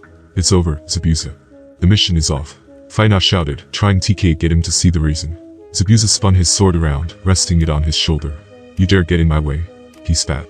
The woman didn't waste any time as she got back up and started to run away, still fearing for her life. Zabuza noticed her running, and Faina caught the glint in his eye. Don't do it, Zabuza. Zabuza didn't listen as he dashed away, chasing after the woman intent on finishing his prey off. Die, he shouted as he raised his sword again, ready to split her down the middle. Faina rushed in and blocked Zabuza's black with his arm, which had 3 bones surrounding it for protection. I won't let you kill an innocent woman and her baby for sport, Faina shouted, his rage building. Zabuza was also pissed and grabbed his sword with both hands, putting as much pressure as he could down onto Faina. You blasted pest. This time I'll kill you, he shouted as he attacked with a flurry of strikes from his blade. Faina blocked and dodged each attack with ease, and countered with a powerful sidekick that hit Zabuza in the ribs, sending him flying before he crashed into the cliff sidewall. Faina turned around to the woman, who was shocked to see his abilities. Get out of here. It's not safe, he said. She didn't waste any more time and quickly got up, running away as fast as she could. Zabuza pulled himself out of the rubble and dusted himself off. He was tough, and even though Faina had kicked him hard, it wasn't enough to put him down. That's it. I'm done playing around now, Zabuza said as his demon aura suddenly came to life. Faina had never seen it in person before, and he had TK admit he was worthy of Tablespoon's name Demon of the Mist. Faina nodded his head and allowed bones to ground all around his body with too hard on his head. His chakra was making the area cold, and the ground started to freeze over. I wouldn't hold back either, Faina said. Zabuza screamed as he charged in, ready to try and kill Faina. Zabuza attacked with all of his might, swinging his sword with serious force. However, Faina blocked every strike with ease, making Zabuza's attack seem like child's play for him. Stop mocking me. Zabuza shouted as he jumped back, forming some hand signs. Hidden mist jutsu. Zabuza shouted, summoning a thick mist to form around them. Faina knew that Zabuza was one of the greatest hidden mist killers in the entire village. But he had something no one else did. This mist won't be enough to defeat me, Zabuza, Faina said mockingly. We will see about that, Zabuza said, his voice echoing round. Faina closed his eyes and kept his defenses up just in case of an attack, as he concentrated on absorbing natural energy. A moment later, Faina opened his eyes and suddenly disappeared too fast for Zabuza to track his movements. Where did he go? Zabuza thought to himself as he had never seen anyone move so fast. Suddenly he felt a tingle up his spine, and he tried to turn around as quickly as but Faina was so fast that he struck Zabuza in the stomach. The force was crazy, and Zabuza dropped to his knees, unable to breathe. With a simple wave of his arm, the mist vanished, and Faina stood over Zabuza in victory. Faina had just his senjutsu to track Zabuza, and then went on the counter-attack. He didn't attack using Sage Mode as he didn't want TK to kill him. Instead, he struck him with a powerful blow to the solar plexus, winding him. Faina formed a couple of hand signs and trapped Zabuza's arms and legs in ice handcuffs, ensuring that he couldn't escape. I didn't want to have to do that, but you left me no choice, Faina said. Zabuza was still struggling. TK breathed that had even been sick. He could feel his diaphragm spazzing out as it tried to reset itself and get some oxygen back into it. How, Zabuza said through staggered breaths. Faina looked down at him as he struggled to hear his words. How are you so strong? Said, clearly still angry at him about the whole situation. Mei now arrived to see Zabuza defeated on the floor in the ice handcuff, and they were shocked. After all, Zabuza was no pushover, and it looked as if Faina hadn't even broken a sweat. Listen up, Zabuza. There is something we all need to talk about, and I won't let you leave until I have finished. Hello, here is the next chapter. Just a warning, this chapter is rated 18 and over. You have been warned.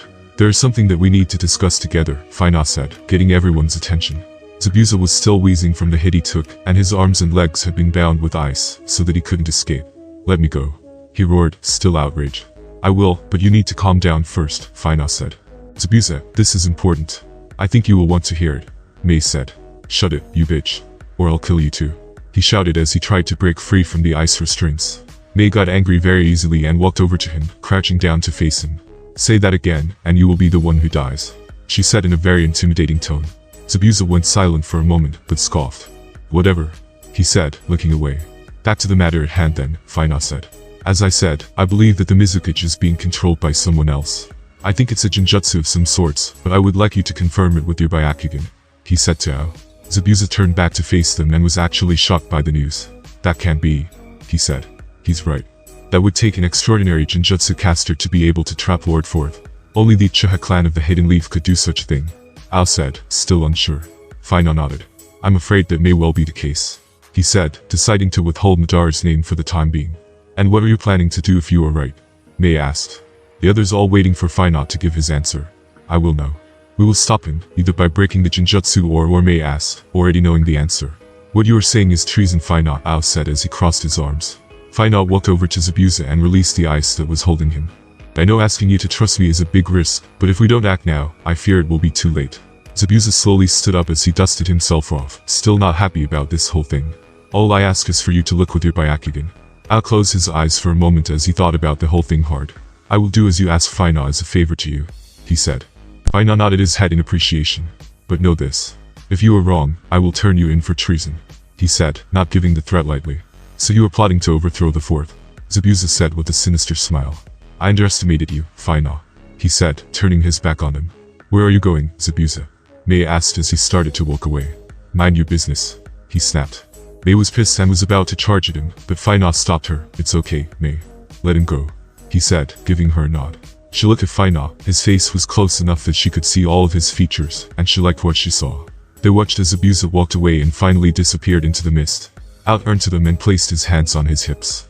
We had better get back and report to Lord Forth, he said. And don't worry. I'll play your little game, for now, Faina, but remember what I said. I understand, Faina said. With that, the three of them left the Kagaya village behind, as they started to make their way back to the Hidden Mist village. However, unknown to the other two, Final left one of his ice clones behind so that he could thoroughly scout out the area for anything of value. Final, Ao and Mei all returned to the Mizukage's office, and Ao reported the mission was complete. There are no Kagai clansmen left, Lord Fourth, Ao reported. Good work. I knew I could count on all of you. Yugura said as he locked his fingers together over his desk. You're dismissed, for now, report to me in the morning. I might have something else that needs taken care of, he said. All three of them bowed and made their exit from his office. As the three of them walked down the hallway and out of the eyes of any ambu guards, Final gave Ao the go-ahead to activate his Byakugan. Ao nodded, and he raised his fingers. You better be right about this. I'll be killed if he finds out I did this, he said as he activated his Byakugan. Mei and Final waited in anticipation to see what Ao said. A moment went by and time seemed to slow down before he reacted. Ao's eye went white as he deactivated his Byakugan. What is it, Ao? Mei asked, eager to know. Ao turned to the two of them and shook his head. Final is right. Meanwhile, Zabuza had taken his loss to Final pretty hard. He had done nothing but train and train to become stronger, honing his skills and forging them in the fires of combat. Yet, he had been made to look like a child before Final. Zabuza had never felt so weak. Never had he felt so worthless, as if all his efforts had been in vain. He had wandered through the land of water for the rest of the night, until he came to a half-decent sized town. With nothing else to do, for the time being, Zabuza decided to head to the local bar, where he could have some peace and drown his sorrow alone. Zabuza walked in as he pushed the door open. Welcome, the maid said as she suddenly went quiet, the look on her face one of fear. Zabuza was still dressed in his everyday Hating Miss Jonin attire, complete with his flak jacket and headband. His presence had silenced the entire place, but it wasn't anything he wasn't used to. A table in the sake. Better make it the bottle, he said with his gruff voice. The barmaid nodded and offered him a small table in the corner of the room, so that he would have some privacy. I'll be alright back, sir, she said, clearly nervous. After all, hidden Miss Shinobi were very feared, and ordinary people tried to stay well clear of them. The girl returned with a full bottle of sake and 1 cup. Placing them down on the table, she lifted the bottle and attempted to pour some into his cup, spilling a little by accident. Give it here, he yelled as he snatched the bottle from her. The girl couldn't help but flinch, and she backed away a little too quick. Zabuza wasn't bothered, and he started to chug the rice wine, hoping to forget his misery. He drank all night, easily polishing off 4 full bottles of sake before the night was done. His temper still hadn't improved, but eventually, the alcohol took effect, and he passed out on the table. The place's owner was too scared to wake him, and instead decided it would be best to leave him until morning, hoping he would leave without causing any trouble. Back in the hidden mist, Ao was shocked to see that Final had been telling the truth. There was no mistaking the chakra color that signaled he was indeed under a powerful genjutsu. Only his Byakugan eye could even detect such a genjutsu, and Ao had to wonder how Final had found out. The three of them decided to leave the Mizukage's building before they discussed anything further, and the three of them returned to Mei's house, as it was the closest place. So, Lord Fourth is really under genjutsu, Mei said. Ao nodded as he took a sip of his tea. I am afraid Final was telling the truth. It's a powerful genjutsu at that. One I don't think I can break. Mei was surprised by that as Ao was a specialist in that area, to begin with. Then how are we supposed to break it? She asked, confused. Final was stood staring out of the large window that overlooked the Mizukage's mansion with his arms crossed behind his back. He was trying as hard as he could to remember any information at all from the show that could help them here. But nothing came to mind. There's only one way, he said, not turning to face the others. Ao and Mei turned to look at him, waiting for him to continue. We have to force the genjutsu to break from the inside, he said, finally turning to face them. Just how are we supposed to do that? Ao asked. He's right. If we try to force him, we will face a battle to the death, and Lord Fourth isn't a pushover, Mei said, sipping her tea. As she did, she spilt a little bit, and it landed on her breasts. Mei flinched a little at the hot liquid and started to rub it off, the action not going unnoticed by Final. He cleared his throat and his mind from the view before he got serious again. As I was saying, I would need to get close enough to enter his inner world and converse with the 3 tails inside of him. If I can break the genjutsu on the 3 tails, it should be able to do the rest. Ao whistled. That doesn't sound easy, he said. No, Final said. Would it not be easier to kill him? Mei said, not even batting an eyelid as she did. Ao slapped his hand on the table in protest. We can't do that, he shouted. Mei didn't flinch. Why? It would be much easier that way. Final thought about both possible outcomes.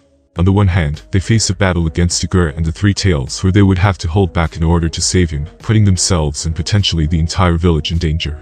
While on the other, they could kill him and avoid massive casualties and potentially a life-threatening battle. Final knew there were only 2 others besides himself in the village who were strong enough to challenge him in a one-on-one battle. Mei was one of them. The other was Kisum, but Final already knew what his path was. Yugura was no pushover, and if push came to shove, he could do a lot of damage. Final also had to worry about what Obito would do if he found out they were trying to break the genjutsu. He highly doubted he would attack them, but he had to consider the possibility. Al finished his tea and placed the empty cup onto the table. Well, there's nothing we can do for the time being. Not until we have come up with a plan on how to deal with this, he said. I agree. We should take more time to gather allies and plan accordingly before we act on this. Final also nodded. Yes, that is the most logical plan of action. But we will have to be careful who we trust with this information. Remember, we are trying to stage a rebellion here. The other two nodded. He's right. There are too many who would use an opportunity like this to enact their own gains. Mei said. Only people that you truly trust can be made aware of this.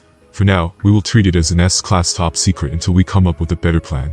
For now, we should go about business as usual, Al said. Final and Mei nodded in agreement and brought the conversation to a close. I think it's time to take my leave, Al said as he stood up, thanking Mei for the tea. Final nodded. Yes, for now, we do nothing, he said, also walking towards the door with Al. Mei stood up from her seat as she watched Al open the door to leave. Wait, Final, she said just before he stepped out. I was wondering if we could talk alone before you left, she said. Al didn't look surprised and simply nodded. I'll take my leave then, he said, bidding them good night. Final said goodbye to Al and shut the door, walking back into Mei's house. What is it you want to talk about, Mei? He asked, not sure what was happening. Mei walked over to the fridge, bending over as she opened it. She pulled a bottle of sake out and gave it a little shake. Will you have a drink with me? She asked, putting on a seductive smile. Final was taken back by her boldness, but he had to admit, he kind of liked it. The two of them sat down, and Mei poured them each a cup. She sipped hers slowly, and Final noticed how full and soft her lips looked. Cheers, she said before she finished the whole cup. Air, she said as she wiped her mouth. Cheers, Final said as he, too, took a large drink of sake. Woo-woo, he shouted as he finished the drink, trying not to cough his cuts up. The sake was more potent than he had thought, hitting him almost instantly. Mei poured them both another drink as she places the sake bottle back down on the table. So Final, she said, looking into his eyes. Yes, Mei, he said, trying to pretend the sake wasn't affecting him. You still haven't told me much about yourself. I mean, I only know what little comes through the grapevine, she said, taking another sip. Final also took another drink, not wanting to be rude by letting her drink alone. Not much to know, Mei, he said, putting his cup down. I could say the same about you, though, he also added. Mei smiled. Well, why don't we play a little game? Final wasn't sure what she was getting at, but his curiosity got the better of him. What do you have in mind? Why don't we play a game where we ask each other a question, you answer however you want, and we try to guess if it's a lie or the truth, she said, finishing her second drink. Final had to admit that sounded quite fun. After all, he did want to know more about her backstory as he didn't know much. Okay, who starts? Final asked. Mei rubbed the edge of her cup with her fingers slowly as she gave a smile. I'll start, she said, placing both her hands on the table gently. How old were you when you graduated from the academy? She asked. Final had to take a moment to work it out, so much had happened since then, after all. I was 8, Final said. Mei smiled. See, that wasn't so bad, was it? Now it's your turn, she said. Final nodded as he finished the rest of the sake in his cup, slamming it down on the table. Alright, what is your dream? Final asked, taking her by surprise. My dream, said Ass, filling his cup back up. No one has ever asked me that before, she said softly. Final noticed the look on her face as she blushed a little. My dream is to help build our village and nation, so it is a healthy and peaceful place for the people to live, she said. And also find a good man, she added, giving him a cheeky grin. Final almost spat his sake out as he caught the last bit of that. What? He managed to blurt out as his face started turning a little red. I'm saying that I want you, Final, she said, leaning over the table, letting her large breasts hang for a better view of them. Final almost choked this time. This can't be real, he said to himself. Come on, Mei, I think that's the sake talking, he said, batting it off as a joke. Mei wasn't joking, though. I'm not joking, Final. You have grown into such a fine man, one who I would happily let have me, she said, rubbing her hand down her body. Final was gobsmacked that this was happening, and honestly, in his deepest dreams, he had always wished it had. Final put his sake down onto the table, and he looked her in the eyes. I have to warn you, Mei. I'm not the man you think I am. Mei shushed him as she placed her finger to his lips. We have all done things, Final. There is no need to explain to me, she said as she took his hand. Final let her pull him from his chair, and his body pressed against hers. He was taller than her, and she had to look up into his eyes. Final couldn't hold back anymore, and he leaned in, kissing her with heated passion. Mei returned the kiss, and the two broke into a heated battle for dominance over their lips. It didn't take long for Final to wrap his arms around her waist as he pulled her in closer, getting a slight moan from her. Mei let him as she enjoyed every second. Final had to admit he was a little rusty, but he could still remember a few moves. He moved away from her lips and started to kiss down her neck, biting and sucking softly as he did. Mei couldn't contain her pleasure as she let out a moan, her legs getting weak from the sensation. Fina broke the kiss away from her neck, and Mei wrapped her arms around his neck as she pulled him back in for another kiss. She continued to pull him with her as they crashed and banged into the furniture and walls, before finally reaching the bedroom. They fell onto the bed with Fina on top as he broke the kiss, looking into her eyes for a moment. Mei smiled and wrapped her arms around his neck once more, pulling him in for another kiss. Mei ripped Fina's jacket and mesh undershirt, throwing them onto the ground. She noticed how strong and hard his body was as she ran her hands down his back, digging her nails into his skin. Fina also ripped her blue suit off, exposing her bare upper body, enjoying every part of it with his hands and mouth. Mei was holding his head and pulling his hair as he sucked and flicked her nipples with his tongue, spending ample time on each of them, getting Mei hotter and hotter until she couldn't contain it anymore. Mei flipped him over, using her strength to mount him. She rubbed his chest, letting her hands travel lower and lower, before finally taking his and her own pants off. Neither of them could contain their lust for each other any longer, as Mei guided him inside of her, letting out a loud scream of pleasure as she moved her hips back and forth, joining the two of them together, as they made love for the rest of the night. Morning came all too fast for Zabuza as the sun shone brightly through one of the small windows. His head was pounding, and he realized he had passed out, spending the night here. Zabuza stood up slowly and noticed the owner and his daughter, who was the maid. "Thanks for the sake," he said as he dropped 3 times the amount of money the bottle was worth on the table. They bowed to him in thanks, clearly still nervous until he left. Zabuza walked out onto the street. It was a cold morning, and the snow was falling heavily with a light mist in the air. Zabuza growled a little as he put his hand on his head. The cold was always good for a hangover, and he turned as he started walking down the street. The trees in the village had a thick layer of snow on them. Zabuza had guessed the snow had let up all night as his footsteps crunched with every step. It was busy as people rushed around going about their business. Of course, Zabuza paid them no attention as he headed over to one of the bridges so he could cross the river. His battle with Fina was still fresh in his mind, and the sake had done little to make him forget it. Anger filled him as his chest started to get tight. "Curse you, Fina," he growled under his breath as his chakra flared a little. He had been so blinded by his hate that he had failed to notice a small boy who was sat staring at him. The boy appeared to be homeless and had snow piling on his body, indicating he had been there for a while. "You have the same eyes as me, mister," he said as he stared into Zabuza's soul with no fear. Zabuza looked at the run for a moment longer, taking pity on him. He could tell he was weak from hunger, and would probably die if he stayed out in the cold much longer. He had medium-length black hair and a black collar around his neck. Zabuza was about to walk away when the boy smiled at him with no fear, triggering something in his cold heart. "Well, little one, will you stay here and die a beggar's death? Or will you come with me and be of a little use by serving me and submitting to my will?" Zabuza said, waiting for the boy to respond. The boy didn't respond, taking a moment to think about the offer. Finally, he stood up and walked over to Zabuza, looking up to face him. He nodded. Zabuza gently placed his hand on the boy's head, rubbing his hair a little. "Tell me your name, boy," he said. "My name is Yuki," he said with a blank face. Zabuza's eyes snapped open at the name Yuki. "From this day forwards, your abilities belong to me," Zabuza said as he pulled the boy into his side with his hand on his shoulder. Haku could feel the warmth from Zabuza, and at long last, he felt safe. Knowing he was willing to do anything this man would ask of him. "Time to take you home," Zabuza said as they set off, heading back towards the hidden mist. "Wait until you see my new ace." "Fina," Zabuza thought to himself as he walked through the village with his new apprentice in hand. Fina slowly woke up as the morning sunlight shone through the crack in the blind. His head was pounding from the sake the night before, and he slowly took a look to see where he was. "Where am I?" he thought to himself as he turned his head to the side. His face suddenly went a little red as his first sight was Mei's exposed chest. Fina then looked around the room, and the memories came flooding back. "Good morning," Mei said as she stretched, smiling at him before she placed her head on his chest. Fina smiled back and realized it wasn't a drunken mistake. "Good morning," he said, placing a hand on her head. Mei giggled a little bit before sitting up. Of course, she didn't bother to pull the blanket to cover herself up as she stood, stretching her arms into the air. "Would you like some breakfast?" she asked, giving him a wink. Fina couldn't take his eyes off her body, and Mei had to repeat the question to get his attention. "Why yes. Sorry," he said, giving a small laugh.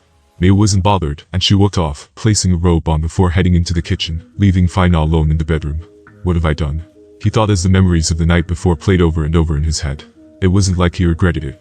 In fact, it was the complete opposite. His only worries were where it would lead. It could make things very difficult or awkward between them if he hurt her feelings. After all, Fina wasn't looking for a relationship right now. Fina threw the covers back and slowly stepped out of bed as he got out of bed and pulled his pants back on before he joined Mei in the kitchen. She was currently cooking some eggs while humming to herself as she noticed Fina entered the room. "I've put some orange juice on the table for you, oh, and I hope you like scrambled eggs," she said, very cheerfully. Fina gave a big grin and sat down at the table. "Thank you," he said as he poured himself a glass of orange juice, taking a large gulp. Mei put 2 plates out and placed some of the eggs on them. They look perfectly cooked, both soft and fluffy. Well, dig in, she said with a smile. Fime did just that, and the two of them ate breakfast together with a smile. May pushed her plate away from her a little once she had finished her breakfast, and placed her elbows on the table, resting her chin on her hands. I want you to know, Fina. Just because we slept together doesn't mean you have to make a decision to be with me right away, she said, rubbing the edge of her glass slowly. Fina was still eating and almost choked on his eggs at what she said. He quickly recovered and looked May in the eye to give her a response. I'm glad you think that, May, he said. I'm not looking for a relationship at the moment, and with everything that is going on, I have to focus on myself and the village first. I hope you understand. May had to admit she was a little hurt. But she understood, after all, they had the same goal, and the village came first. For the moment. I agree, she said. I want the same thing you do, Fina. I really do. But mark my words. You will be mine one of these days, she said with a playful wink. Fina gave a playful smile before he nodded and finished his eggs. He stayed for a little while longer, and the two of them ended up sharing a shower together. Use your imagination. It was around midday now, and it was time for Fina to take his leave. After all, he had his own business to attend to. He bid May farewell, and she waved to him in her robe. Fina had thoroughly enjoyed himself, but now it was time to focus on what he needed to do. The first thing on his list was to go and see Hatsu. After all, he had left Kamimuro in his care for long enough. Next on his list was to find himself a house to stay in, which shouldn't be too hard given all the money he had saved over the years. Last was to enroll Kamimuro into the academy. Again, it wouldn't be too hard. Once, he visited the head instructor, that was. Fina arrived at Hattie's house not long after and knocked on the door. Hattie's wife answered and let him in, greeting him and showing him to where Kamimuro was. The kid was currently sitting in the garden as he played with the birds. He looked happy, and Fina smiled at the sight. Kamimuro noticed his presence and turned around, running over to him. You're back, Lord Yuki, he said with a big smile on his face. Fina was taken back by his greeting and put his hand on his head, rubbing his hair. Good to see you again, kid, but what's with the Lord Yuki? He said. Kamimuro laughed as he pulled away to sort his hair out. It's what Mr. Hatsu said I should call you. Fina sighed but smiled. Well, Fina is just fine. Kamimuro was surprised by how relaxed Fina was with his name, but did as he asked. Where is Hatsu? Fina asked, noticing that he wasn't around. He has been summoned for a mission. He said he could be away for a week at most, his wife said. Fina nodded as he grabbed Kamimuro's shoulder. Thank you for taking care of him for me. We will get out of your hair for now. When Hatsu returns, tell him to come and see me, Fina said, giving her a small bow. She returned his bow. Please, it was my pleasure, she said with a warm smile. With that, Fina took Kamimuro and left, heading into the village. First thing was first, he thought as he looked at Kamimuro's clothes. We need to get you out of those clothes, Fina said, knowing that wearing the Kagaya symbol was not a good idea around here at the moment. For the time being, Fina had given the lad a black cloak to wear over his other clothing, as he took him to a clothing shop. Kamimuro was amazed to see what life was like inside the village. He had spent most of his youth locked in a cage due to the others being scared of his abilities. This way, kid, Fina said as he noticed Kamimuro was getting distracted. Kamimuro took his eyes off what he was looking at and ran after him to catch up. Fina had taken him to one of the only other shops that were still open, or one that could still afford to be open. He was baffled at the extortionate prices they were currently charging, but he could understand that they had no other choice. Fina picked a couple of sets of essential training gear and regular clothes for the kid to wear, and took them to the till. Once he had paid for them, he made Kamimuro get changed into a set of black training gear, consisting of a black t-shirt with black three-quarter pants, as well as some black training shoes. This way, no one will recognize you are from the Kagaya clan, Fina thought to himself as he gave Kamimuro a nod of approval. Kamimuro was more than excited.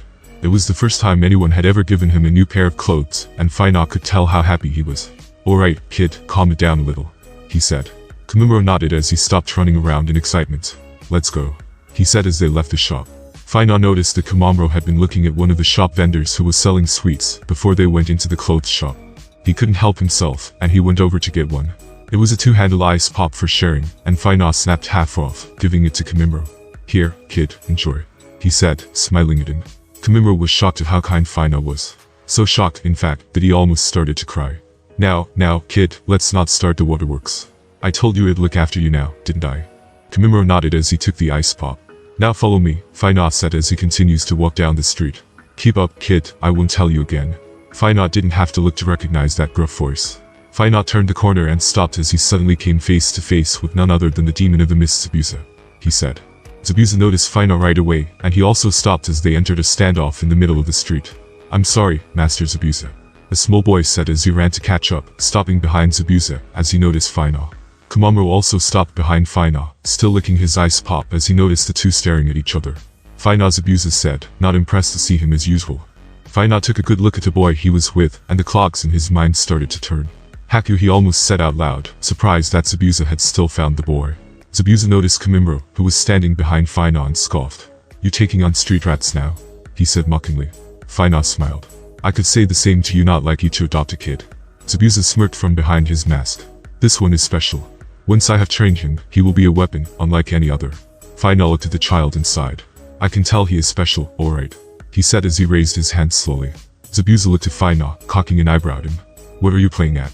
he said, confused. Faina allowed ice to suddenly form on his hand slowly, as he molded it into a small sculpture of Haku. Haku was shocked. "Can you do this too?" he asked as he extended his arm towards Haku to show him. "Enough," Zabuza shouted as he slapped Faina's arm away, the ice sculpture of Haku hitting the ground and shattering. In almost the blink of an eye, Kamimuro had dashed towards Zabuza, attacking him with full force. Zabuza had, of course, seen the attack coming and was about to counterattack. However, Kamimuro stopped in his tracks as Haku did the same thing, countering Kamimuro's advance towards his master. Kamimuro was shocked that Haku had been able to counter him, and the two of them jumped back, each landing next to their masters. "That's enough, Kamimuro," Faina said. Kamimuro allowed his bones to slide back into his skin, getting a surprised reaction from both Zabuza and Haku. "Pull back, Haku, you don't stand a chance against that kid just yet," he said, looking at Faina. "So you found yourself an apprentice, did you?" Zabuza said, giving a slight chuckle. Faina was surprised at Heika's speed. He could tell the boy had had no training yet, and acted on pure instinct to protect Zabuza. "Zabuza," Faina said in a deep voice, getting his attention. "Why do you want this child?" he said. Zabuza was surprised by his question, but could tell Faina had gotten serious. "What does it matter to you? Without me, he would have died already. He belongs to me now, so mind your own business." Faina took a breath to calm himself as he looked at Haku and then back to Zabuza. "My name is Faina Yuki," he said, getting a small reaction from Haku as it was the same as his name. "As the last living member of the Yuki clan, I have a right to claim that child with you, Zabuza, and you know it." Zabuza's hand twitched as the hairs on the back of his neck stood on end. He knew he couldn't defeat Faina. The last time they had fought was evidence enough of that. "Not going to happen," Zabuza said, getting ready to defend himself if it came down to it. Faina looked at Haku and could tell he was scared. He took another breath as he withdrew his anger, and let his seriousness settle in an attempt to put the lad at ease. "Haku, is it?" Faina said, getting the boy's attention. "Hakuyuki, like me, you are one of the last of your clan," he said. "I can teach you how to use your abilities far beyond Zabuza could. Together we could rebuild the Yuki clan. I will give you a choice. You can either serve a cold existence under this man, or you can come with me and be cared for, being taught how to use your abilities to their best," Faina said, putting the choice in his hands. Haku was shocked beyond belief. He had no idea that there were other people that could use the same powers, and he had no idea he came from a clan and was one of the last remaining members. The memories of his mother flooded his mind as he remembered her reaction to his abilities. Then the memories of how his father killed her for having them and almost killing him before he used them to save himself. He had been told he was a monster, that he was cursed and would burn in hell. He was told that he was wicked, and that he should never use his abilities again. "You dare try and steal my slave from me?" Zabuza shouted in anger. "He is not a slave, Zabuza. He is Haku of the Yuki clan, and he is under my protection, even from you," Faina shouted as his chakra flared to life. The pressure was so strong that Zabuza felt like his body was made of lead. Haku and Kamimuro dropped to their knees from the weight of it, and Faina quickly allowed it to settle, having proved his point. Zabuza growled as he backed off a little, knowing he couldn't win. "Take him if that's what you want. But know this, Yuki. One day I will kill you if it's the last thing I do," Zabuza shouted as he suddenly threw a smoke bomb to cover his escape. Haku covered his eyes from the smoke in surprise. Once it cleared, he was clearly in shock as Zabuza had disappeared, leaving him here alone. "Master Zabuza," Haku shouted as he turned around in every direction, looking for him. "Where did you go?" he shouted again as he wasn't even sure where to look for him. "I'm afraid he is gone, kid," Faina said with a heavy sigh. "He said he would look after me. I was supposed to be his weapon," Haku said in disbelief that he had abandoned him so quickly. Faina felt terrible for the kid. He felt awful that he had split him up from Zabuza, knowing how important their role together should have been. He wasn't just being selfish. No. He was doing what was best for himself, the village, and Haku. "Zabuza never cared about you," Haku, Faina said, getting his attention. "He only wanted to use you as a tool." Haku fell to his knees, feeling as if he had been abandoned once again. Kamimuro walked over to Haku, surprising Faina. If he remembered correctly, they were the same age. Kamimuro offered his hand to Haku, who looked up at him confused. "Mr. Faina is kind. He is strong, and he will take care of you, just like me," he said, smiling at Haku. Haku was taken back by his compassion towards him. Faina walked over to the two of them and placed his hand on Kamimuro's shoulder, offering Haku his other hand. "I promise you both. I will look after you and teach you everything I know." Together you will help me change this nation into a place that is safe for all to live. Haku could see Fina in a new light as he listened to his words. Slowly he reached his hands out to take Kimimro's and Fina's at the same time. They pulled the boy to his feet, and Fina placed his hand on his shoulder just like he had done with Kimimro. Alright, boys, what say we go and find a new house where we can stay, eh? With that said, Fina took Kimimro and Haku with him. He had never planned to take them in as his students, but then again, he had not planned for a lot of things that had happened in this world. Fina headed to the housing clerk, the one that dealt with shinobi leaving quarters. Now that he had two others that would be staying with him, he would need a bigger place than his last apartment. Fina entered the office and could see the head clerk sorting out some paperwork. He was also a hidden miss shinobi, yet he rarely saw combat these days. Fina walked over to the desk and cleared his throat. The clerk didn't bother to look up as he kept writing whatever he was writing. The office is closed at the moment. Come back later, he said. Fina cleared his throat once more and crossed his arms over his chest. The clerk looked up, seeing that whoever it was, wasn't going to take no for an answer. Look pal, I said the officer is closed, he started before he realized who Fina was. You were saying? Fina said as he crossed his arms. Ice Devil of the Miss fucking cage killer of all the people to come into my office. He thought to himself as he quickly closed the documents in front of him. And my apologies, sir. How can I help you? He asked, being much more polite.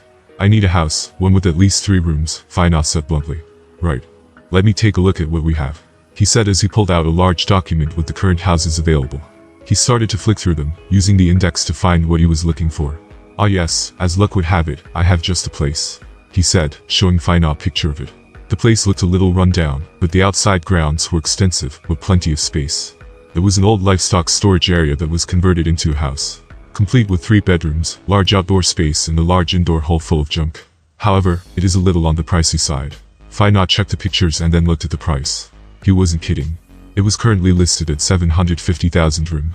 Fina sighed and thought about it hard. Alright, I'll take it, he said as he summoned an ice mirror, reaching his arm through it and pulling out a large bag of money. A few moments later, once they had counted out the money, the clerk filled the paperwork out and signed a couple of documents before asking Fina to sign a couple of times. Alright, that's all complete.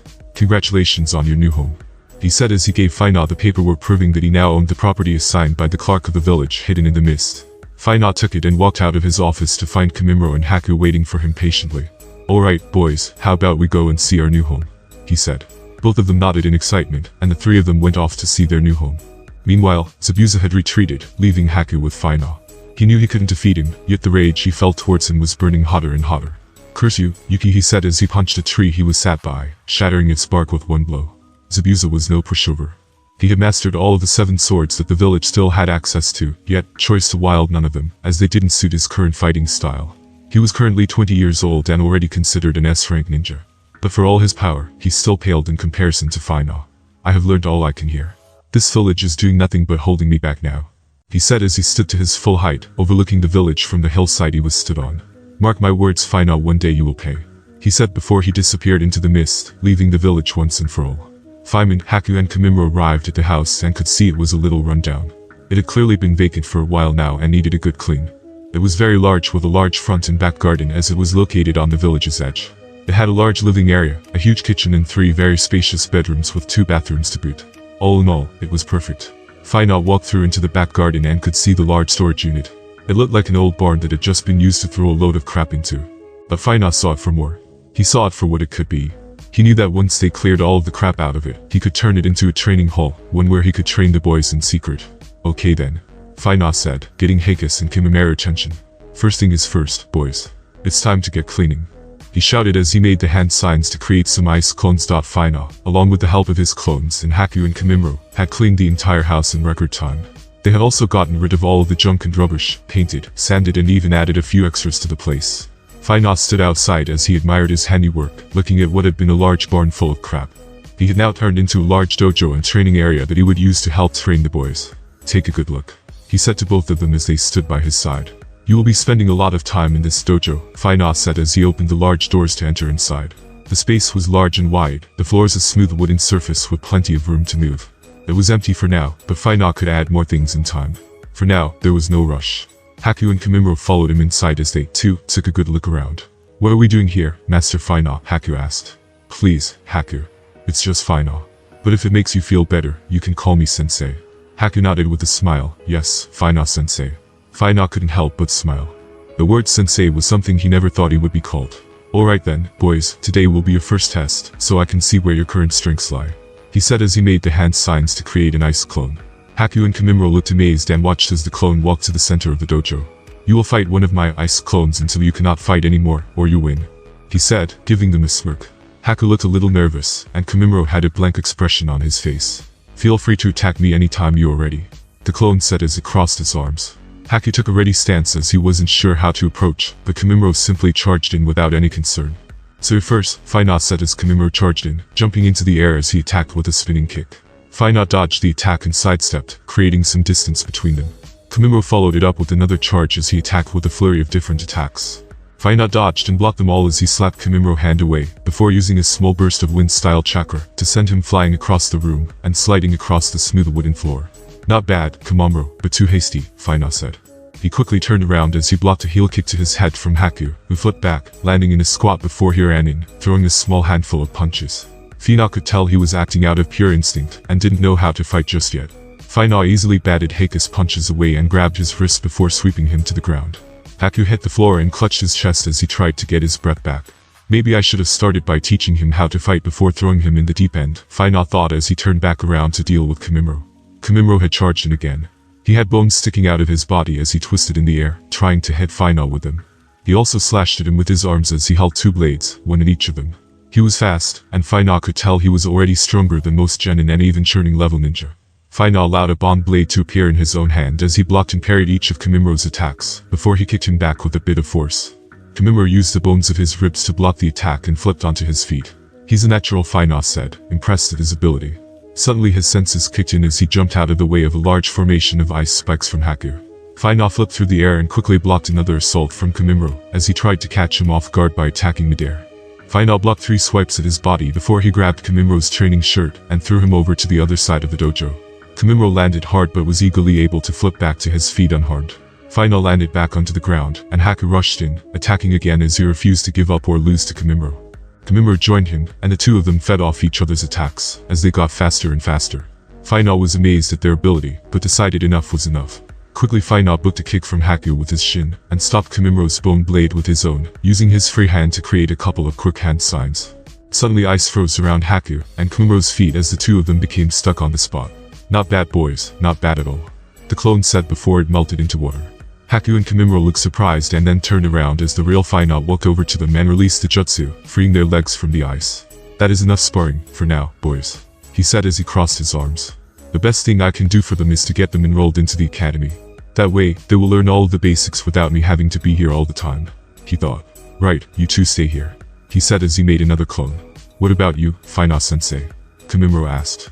I have some important matters to attend to, but my clone here is going to give you some training to work on while I'm gone, he said as he patted each of them on their head. Both of them smiled, and Fina left the boys with his clone as he headed out for the academy. Fina hadn't been here since he had graduated at the same age Haku and Komimuro were now. The place had changed a lot over the years, and the kids here looked a lot happier than they had when he was there. Fina walked through the grounds and could see a few of the classes that were taking place. Some were practicing Taijutsu while others were training with shuriken. He had to say the training seemed a lot softer than he remembered, but that was probably for the best. Fina entered into the academy's main building, where he knew the instructors spent most of their time. He walked all the way through the hall without bumping into anyone until, finally, he reached the large office that was labeled Head Instructor. Fina didn't bother knocking and opened the door, to the head instructor's surprise. What are you doing? He asked as Fina walked in unannounced. The head instructor's eyes opened wide as he realized just who it was that had walked into his office. Why you? He said in shock as he recognized who he was. Good to see you again, Fina said, remembered the man. He had met him long ago, back during the war, leaving a powerful impression as he was pretty sure he had threatened to kill him. What does the cage killer want with me? He asked, not standing from his chair. Fina smiled as he sat down across from him on one of the other chairs. Long time no see, Fina said as he tried to think of his name. It's Shibata Yuji, the man said, jogging Fina's memory. Yes Shibata, well, I need a favor, Fina said as he crossed his legs. The head instructor felt very nervous but decided to play along. What kind of favor? I would like to enroll 2 students at the academy, Fina said in an innocent tone. Shibata almost breathed a sigh of relief after hearing the request. However, he couldn't help ask questions. So, how old are these students? He asked as he grabbed a pen and paper. They are 8 years old, Fina said. Perfect age. Do they have names? Shibata asked. Komimuro and Haku, Fina said, leaving their last names out. Right, he said as he finished writing the request forms out before handing them to Fina to sign. I can't help but wonder, just why do you want these boys to enter the academy? Shibata asked. Fina signed the part to say he was their guardian and looked at Shibata in the eye. Let's just say I owe them this much, Fina said, giving him a stern glance. That was all Shibata needed to know as he decided his life wasn't worth the risk. That's all done. When are you looking for them to start? He asked. Tomorrow, Fina replied as he left the office. Shibata leaned back in his chair and wiped the sweat off his brow. That was the first time he had seen Fina since all those years ago, and if anything, he felt more threatening now than ever before. Fina left the academy grounds pleased with his handiwork. All of a sudden, Ao appeared next to him as he greeted him with a nod. I've been looking all over for you, Fina, he said, placing his hand on his hip. What's the matter, Ao? He asked. We have been summoned by Lord Forth. He wants to see us now, Ao said, seeming concerned. Is that right? Fina said. You think he knows? Ao asked. Fina shook his head. No. Let's go and see what he wants, Fina said, convinced that Obito wasn't onto him. Both of them reported to the Mizukage's office and reported for duty. Ah yes, Ao, Fina come in and shut the door, Yugura said. All the elders were also present, along with Fuguki and Kisum. Now that you are here, we can get down to business, Yugura said as he stood up and looked out of the large window. I have received word that Zabuza Momochi has left the village and gone rouge, Yugura said, turning to face them. Fina was shocked by the news and knew it was his actions that must have driven him to leave. So the Demon of the Mist is a traitor now, Kisum said. As a previous Anbu captain and member of the Seven Swordsmen, this is unacceptable, Fuguki said, outraged. Imagine the secrets he could sell to our enemies, he continued to say. Yugura raised his hand for silence before he spoke. That makes 3 members of the 7 swordsmen that have gone rouge now. Luckily, only 2 of them took their swords, the Mizukage said. I want a full squad sent after him to track him down and kill him. Is that understood? Yugura said, his voice serious. Ao, I leave that in your hands, he said before he sat down. Ao nodded. Right away, Lord Mizukage, he said as he left the room quickly. Yugura sighed as Ao left the room. I'm afraid there are more pressing matters to attend to, he continued. The San have attacked our borders once again, targeting villages that are under my protection. If we are not careful, this could result in a full-scale war between our villages, he said, interlocking his fingers. The others in the room remained silent as they listened to the news. The only reason they were here now was that they were the strongest shinobi in the entire village, and clearly, Yugura trusted them the most. I have arranged a meeting between myself and the 5th Kazekage. It will take place in 1 week's time. Fina, I want you by my side as well as you Fuguki, he said, looking at them. Kisum couldn't help himself and stepped forwards. What about me, Lord Forth? He asked. Don't worry, Kisum. I have another mission for you, he said with a smile. With that, they were dismissed, and all of them left the room. Fina couldn't help wonder just how powerful of a genjutsu had been placed on Yugura. Most of the time, he seemed like his usual self, but Fina knew that Obito was controlling him, using him and the village for his own gain. Fina couldn't help think that Obito would want this war to erupt between the Sand and Mist. No doubt the conflict would draw others in, which could lead to another great ninja war. I have to stop him before the meeting with the Kazekage, or else we could end up at war, Fina said to himself as he tried to think of all of the possible outcomes. It was no good though, as all of the thinking and planning started to give him a headache. All he knew was that now the plan to rescue or kill the Mizukage had to be brought forwards. As if Ao arrived to talk with Fina. Perfect timing, Ao, he said as he greeted him. We have to move up the plan. We can't afford for the Mizukage to be controlled and end up taking us to war, Fina said, clearly worried about it. Ao was shocked. What are you talking about? He asked. Fina told him about the hidden Sand attacking, and that the 2Kage were meeting in secret and trying to settle it. Ao was shocked by the news, and came to the same conclusion as Fina. I didn't think we would have such little time to act. But we can't allow this to go on, he said. Fina agreed. That settles it.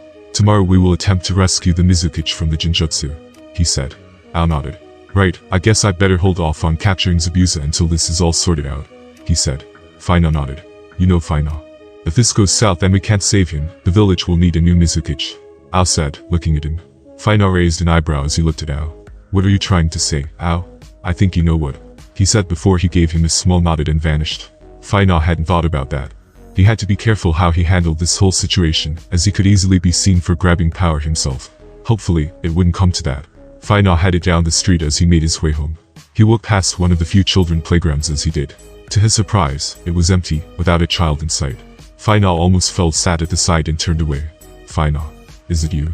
A soft voice called out from behind him. Fina turned around slowly as he recognized the voice but couldn't place it. He turned and took in the sight of the person as they ran over to him to say hello. It is you, Fina. I heard you were back in the village. I always knew there was no way you had gone rouge, the woman said as she brushed her blonde hair out of her face. As Surin. Faina muttered as he remembered who she was. You remember me? That's good. I was hoping you would. It has been years since we have seen each other, though, she said with a bright smile. Faina was very surprised, to say the least, as he took in all of her features.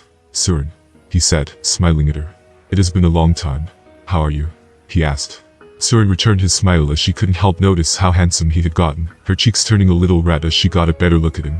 I'm well, thank you, she said, brushing one of her bangs over her ear. Faina ended up walking all of the way home with Surin as they talked about the past and what they had been up to over the years. I have just got back from a mission, and well, of course, I already have another mission a few days from now, she said, sighing. Faina laughed a little.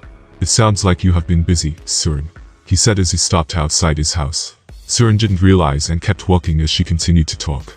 Yeah, something about a mission to do with the Cipher Division. Apparently we even need a member of the 7 Ninja Swordsmen to be our bodyguard, she said before turning on her heels, realizing she had walked off.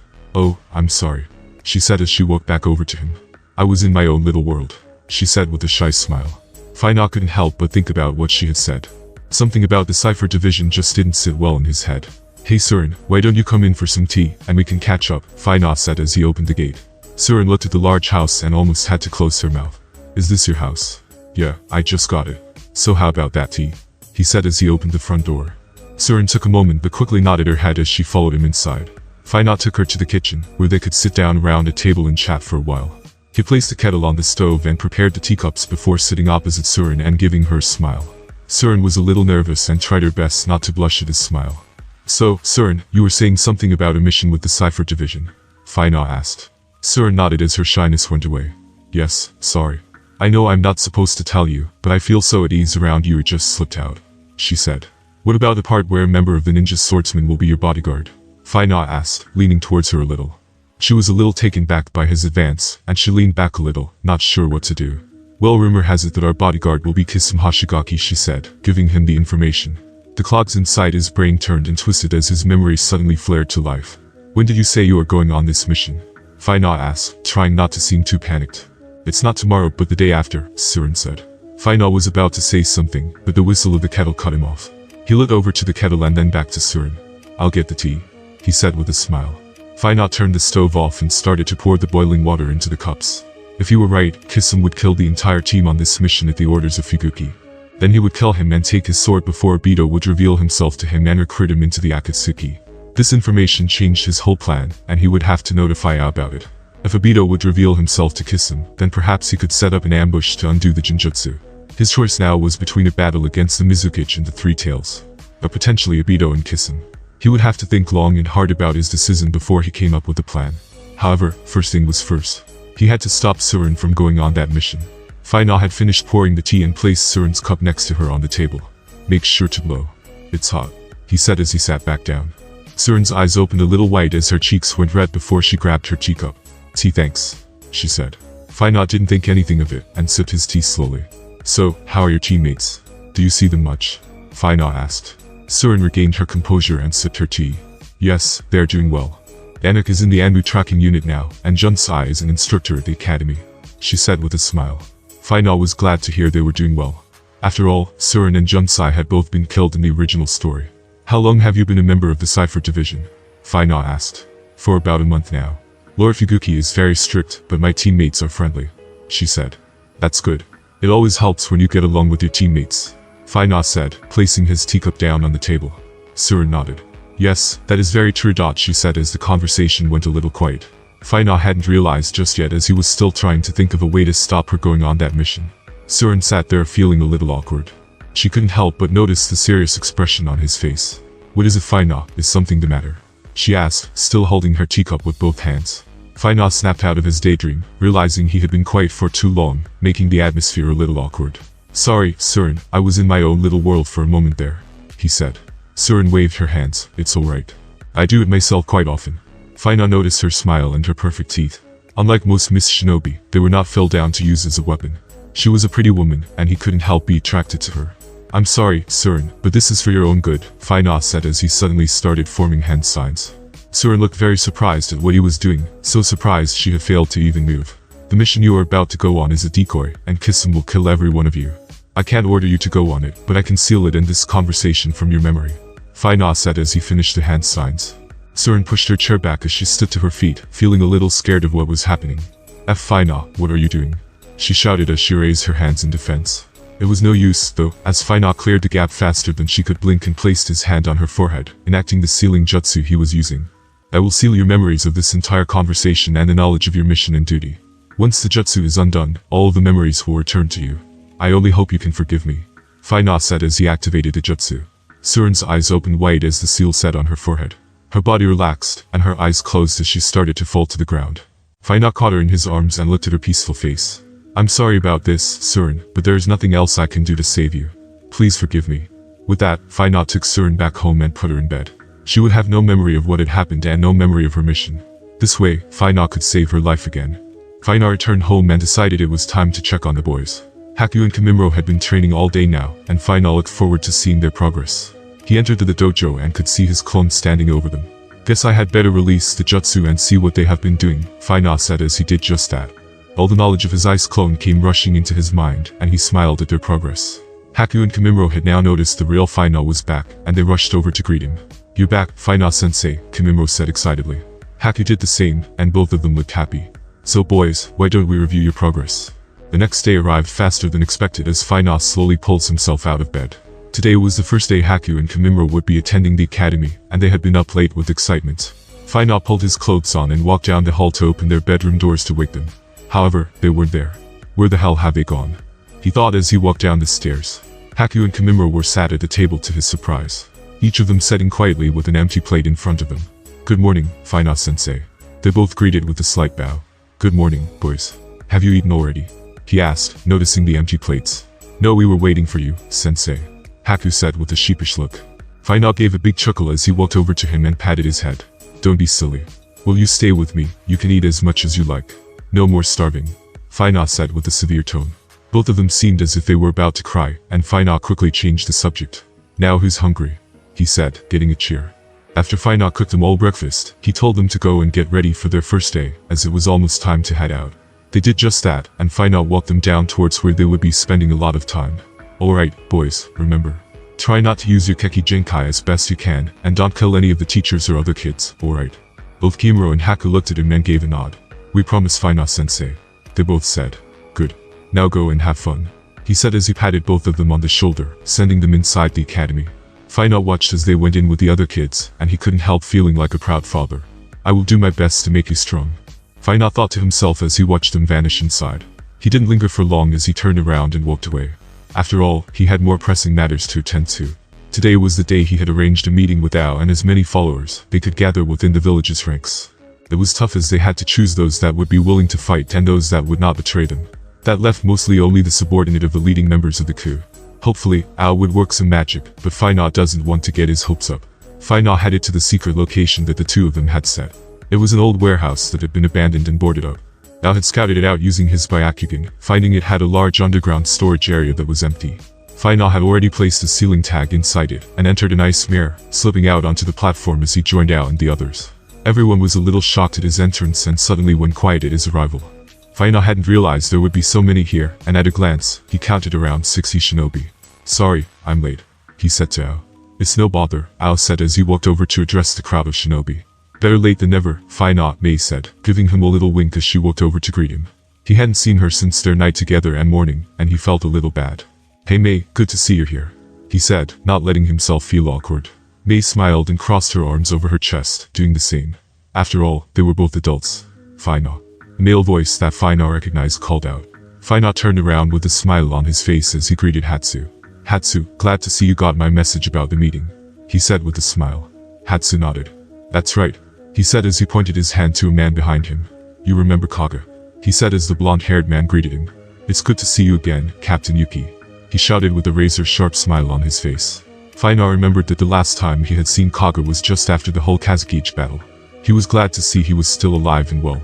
Good to see you too, Kaga, Fina said with a smile. Ao suddenly spoke up as he got everyone's attention. Alright, you lot, settle down, he shouted. Now, I have asked you all to gather here at the wish of a good friend of mine, he said as he stepped aside, allowing Fina to take center stage. Everyone in the crowd started to whisper amongst themselves as they recognized who he was. Fina let them chat for a moment longer before he allowed his presence to spread, demanding respect and authority. Thank you, Rao. He said as he took center stage. My name is Fina Yuki. He said, letting it sink in. I have asked Hao and the others behind me to gather you here today to speak about something that may seem hard to believe. He paused for a moment as he let his words sink in. It has come to my attention that our mizukage is under powerful jinjutsu, he said, getting a hasty reaction. Everyone suddenly burst out into murmurs as they couldn't help contain their thoughts. I know this is hard to believe, but he is being controlled, doing the bidding of another who is using him and our village for their own gain. Everyone was talking louder and louder now as they couldn't believe the news. Why should we believe you? A voice shouted. Yeah, you're one of those tailed beast monsters. Another man shouted. Fina didn't respond as everyone else in the crowd started to shout at him. That's enough, a voice shouted over them all, coming from the center of the crowd. Fina looked to see who it was, surprised when he saw Ganner, who was the team leader of the team Surin was a part of. Those of you who know me know that I don't allow myself to follow others blindly, he said, getting their attention. Ganner was a respected member of the Anbu tracking unit and had completed many missions, holding a high success rate. I have worked with Captain Yuki here before. If he says it's true, then it is, he said, daring anyone to challenge him. Ao also stepped forwards. It is true. I have seen it with my Byakugan, he said, getting a shocked reaction from everyone there. That's right. Fina here is the only one of us who noticed it. Now you had better listen to what he has to say, Mei said as she flicked her hair, getting a glance from all of the men in the room. Fina waited for it to go quiet again before he spoke. I have reason to believe that the one controlling our mizukage is Midoriya, he said, this time getting a seriously shocking reaction from everyone and not just the crowd. Even Ao was shocked at the news as he looked to Mei to see if she knew this. She shook her head and looked just as surprised as he did. I know this is hard to hear, but we must act. We must act before it is too late for our village. Before this, oppressor uses our mizukage to start another war, Fina said. This time no one spoke up against him, and they all eagerly awaited him to continue. Myself and the others here, he said, gesturing to Ao, Mei, Hatsu and Kaga behind him, have come up with a plan to break the Jinjutsu and hopefully save the mizukage. If we can help it, we wish to avoid a battle at all costs. This time Ao took the center as he spoke.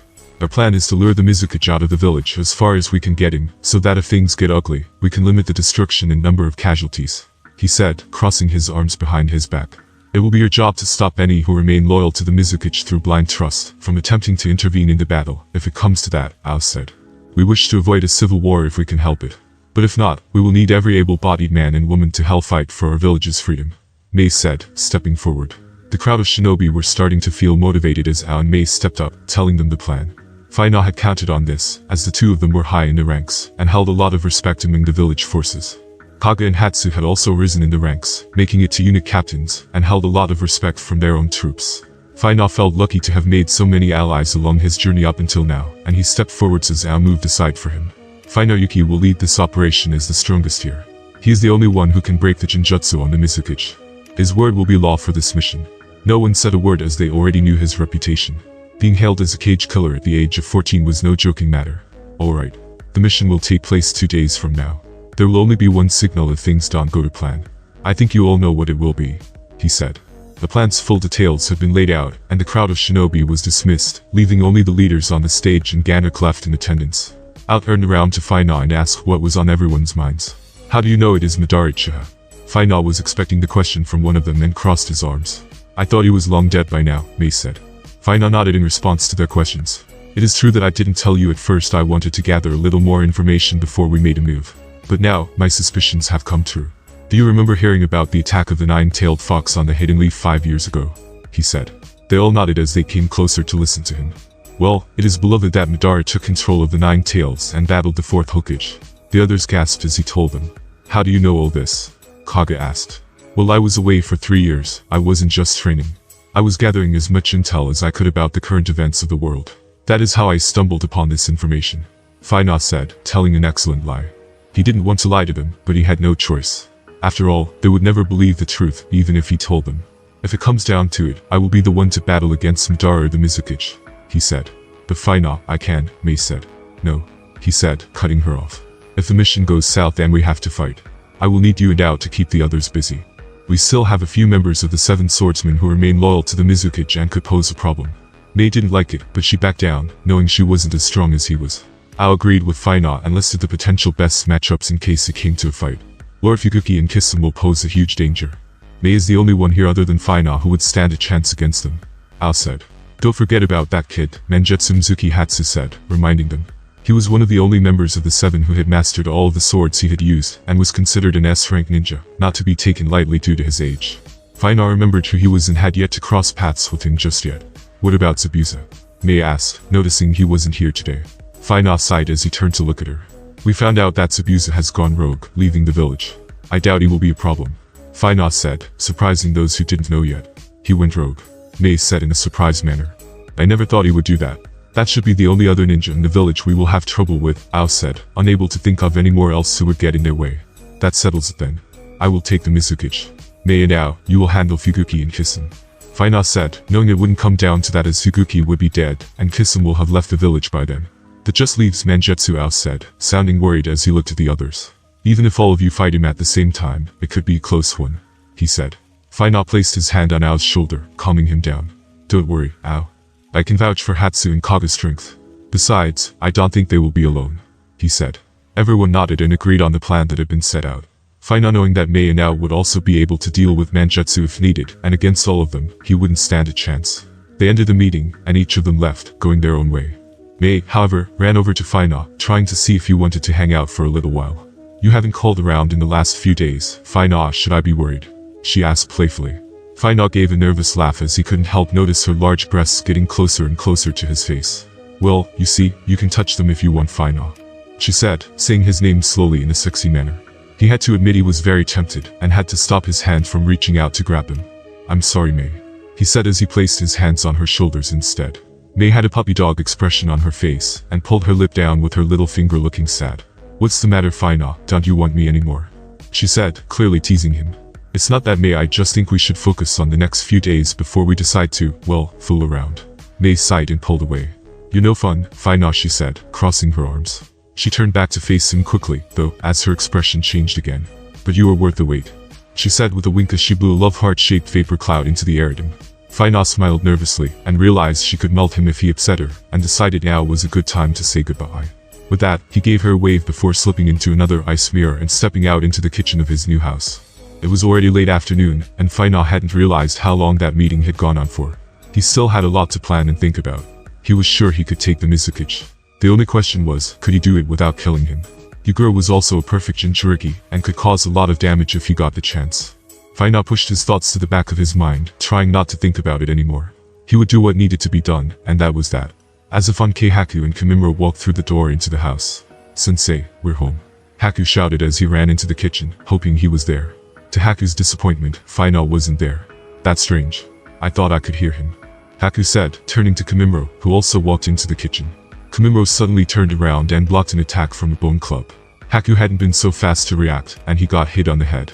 Ouch, Haku shouted as he grabbed his head with his hands. Fina gave a small chuckle as he took a step back. Haku, what did I tell you about always being aware? He said as he crossed his arms. Kimimura lowered his arm and smiled at the sight of his sensei. Well done, Kimimura. Your reactions are already impressive. I expected nothing less. Kimimura couldn't help but smile. Thank you, sensei. No fair, Haku said.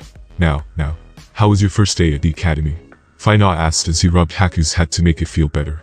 Haku forgot all about the pain and smiled instantly. It was really fun, sensei. We got to practice with some shuriken today, he shouted. Fina raised an eyebrow in interest. Is that so? He asked, amused. Fina took both of them outside into the large garden. He had placed a couple of targets around the area, and even put one behind a barrier of ice, so that it was protected by it. Show me what you have learned, Fina said as he laid out a bunch of shuriken, kunai and senbon needles for them to use. Both of them quickly grew excited as they took some of the weapons, ready to show Fina what they could do. Alright, Kimimura. You first, Fina said as he crossed his arms. Kimimura eyed all of the targets, including the one behind the layer of ice. He concentrated and suddenly let loose the projectiles one after the other. They all hit the targets as his shuriken made a thumping sound as they hit the wood. Kimimura had tried his best to throw his last shuriken at a curve, so it would glide down to the last target, but it failed and hit the ice. Kimimura's expression dropped a little as he missed, clearly disappointed with himself. Well done, Kimimura, not bad at all, Fina said. Alright, Haku, you're up next. Think you can hit that last one? Haku nodded his head with a smile and prepared his shuriken. Fina noticed that in one hand, he held shuriken and the other senbon needles. Haku started throwing them at a good speed, as each of them hit dead center into their targets. Haku did the same as Kimimura with his last shuriken, sending it off at a curve to get it to spin. However, Haku threw a senbon needle at the last second. The needle hit the shuriken and chanced its trajectory, sending the shuriken crashing into the target behind the ice, hitting the bullseye. The sunken needle also bounced off and struck one of the other targets, not going to waste either. Faina was beyond impressed at Haku's display of shuriken jutsu, and couldn't believe how naturally he took to it. "Well done, Haku, that was very impressive," he said, walking over to him and patting his head. Haku smiled with his cheeks going red from Faina's praise. "While we are here, Kamimuro, I would like to show you a jutsu that only you can use," Faina said, getting his attention. Faina extended his hand and let them both watch as small bones started producing out of his fingertips. Kamimuro's eyes went wide with amazement as well as Haku's. Faina suddenly turned around, spinning at a rapid rate as he fired the bone bullets, hitting all of the targets and ripping through them. Both of the boys were speechless at the demonstration, and Faina turned to face him. "Remember, Kamimuro, with our KekkaiGenkai, every bone in our body can be used as a weapon," he said, getting a nod from the boy. "Wow, Kamimuro, that's so cool," Haku shouted. Kamimuro looked at his hand and did the same thing before throwing the bone bullets at the ice, shattering it. "That's it, Kamimuro. Maybe one day, I will teach you how to add an element to that," Faina said. "What about me, sensei?" Haku asked. "Your KekkaiGenkai is Hampton, ice release. It doesn't work like that for you, I'm afraid," Faina said, trying to explain it to him. He had already told them about their abilities in KekkaiGenkais, but they still had many questions. "Don't worry, though, Haku. I will teach you how to use it for something like this," he said as he patted the boys on their heads again. "Now on to the next bit of training," Faina said as he took them over to a large tree. "This next exercise will involve the control of your chakra. You must learn how to do this as it will help in everything you do. That goes for both of you," he said, looking at them. "Now pay attention," he said as he placed his hands together for effect and started walking up the tree. Both of their mouths were open wide as they watched Faina walk all the way to the top of the tree. "The trick is to focus your chakra into your feet and let it hold you to the surface," he said before he dropped back down to the ground. "If your concentration breaks, you will fall. This is an essential skill, and one I want both of you to master." Both Haku and Kamimuro looked at each other as they nodded, placing these hands together to focus their chakra as they tried to walk up the tree. To Faima's surprise, they both stuck to the tree line and started walking up, getting about halfway. "Well, I'll be damned," Faina said, almost not believing they were doing so well on their first time. Suddenly both of their concentration slipped, and they fell back down to the ground. Kamimuro landed on his feet like a cat, while Haku flipped last second, managing to catch himself on a branch to slow his fall. "Not bad at all, boys, not bad at all," Faina said, impressed. "Now, let's see if you can do it under pressure," he said with a smile. The boys looked at him in surprise as he threw the Michikunai. "Now walk back up the tree and mark how high you can get before you fall. Make sure not to lose your kunai and watch out for projectiles." "Projectiles?" Kamimuro asked. "That's right," Faina said as he crossed his arms. The boys started to walk up the tree again, each of them trying their best not to lose focus. Faina let them get back to about halfway as he threw a small number of shuriken at each of them as a surprise. Haku noticed the projectiles and tried not to panic as he blocked them. However, his ability to multitask was still lacking, and his left foot lost its connection. "Ard!" Haku shouted as he slipped a little further down the tree before managing to catch himself. Kamimuro noticed the shuriken, and instead of blocking them, he simply ducked. Faina had already expected that, and he threw another set that was coming from behind the boy.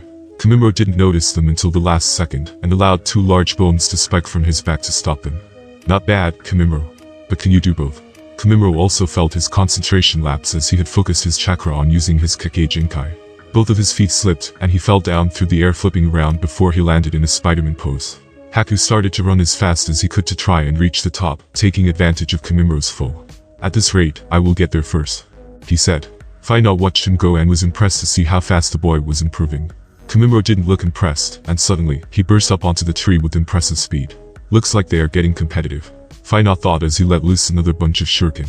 Haku could see the top of the tree and set his sight on it, running as quickly as he could to reach it. Suddenly a shuriken hit the tree just above from where he was, and a layer of ice spread on top of the bark. Haku stepped onto the ice, unable to react to it, and slipped as soon as his foot touched it.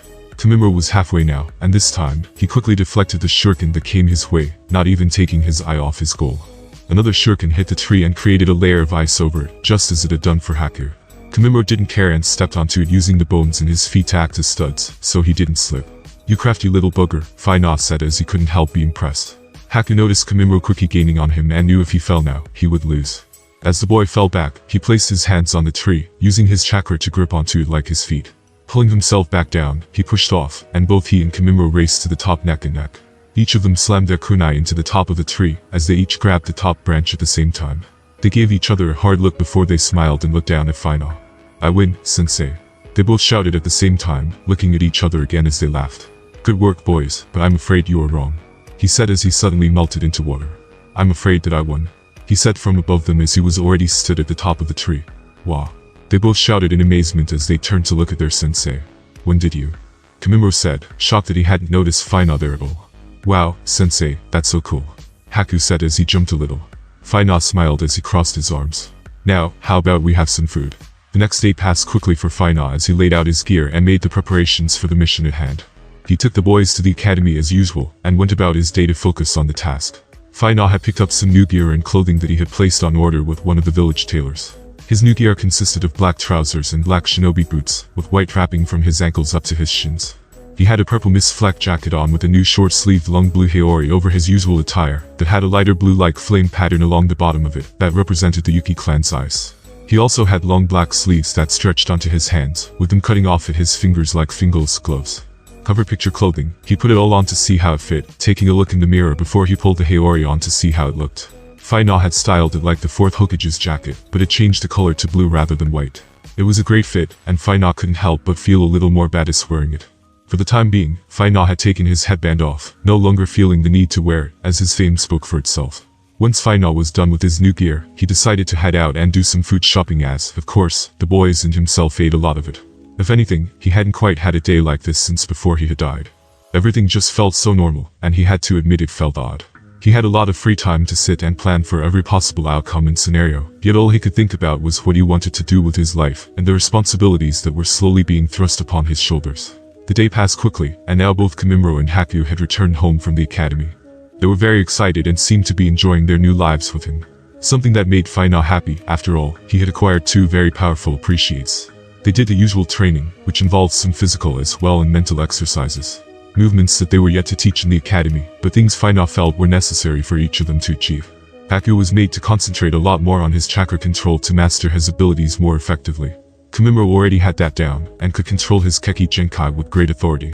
Fina had him focus on its application in Taijutsu, honing his combat prowess against one of his ice clones that the boy was yet to defeat.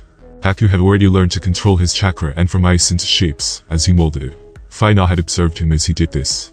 After all, it was the first step to mastering his abilities, as well as an essential milestone to achieve first.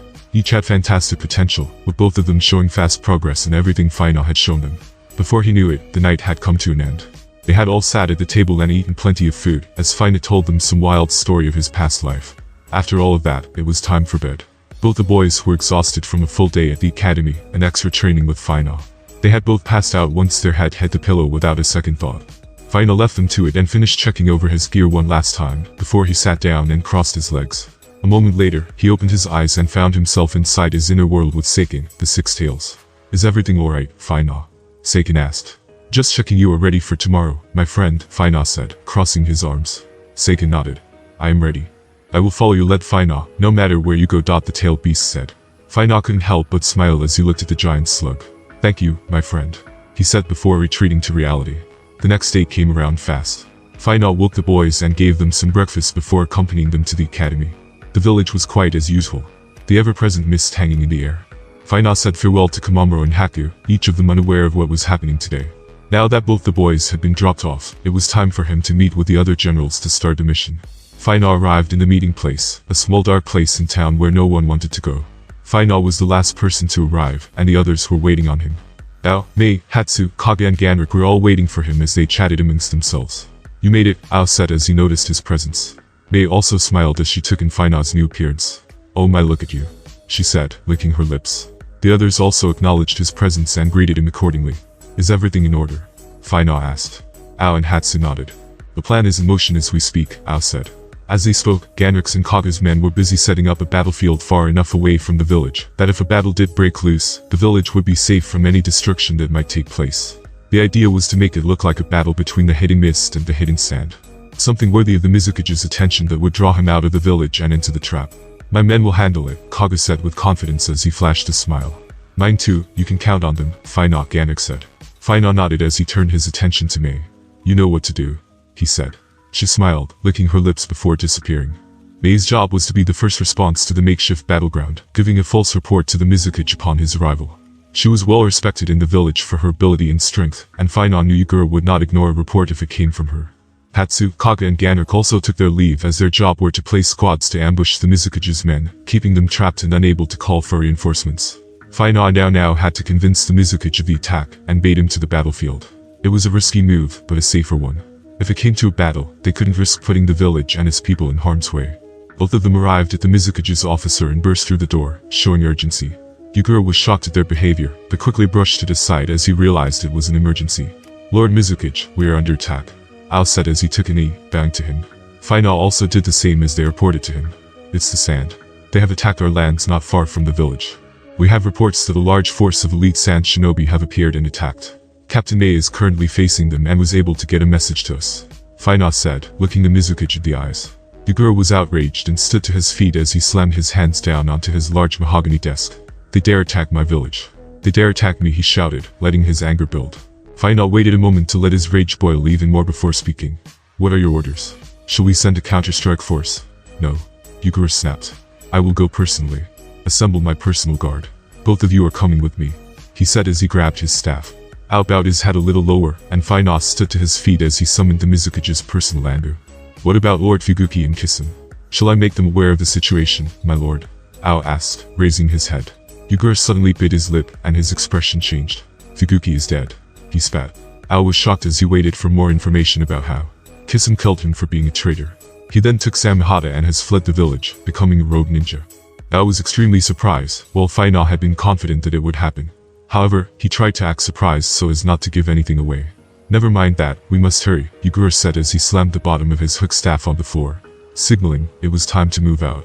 Fina was pretty confident that whatever Genjutsu Obito used to control Yugura was one where he still acted as usual unless directed otherwise, cutting memories out when and as needed.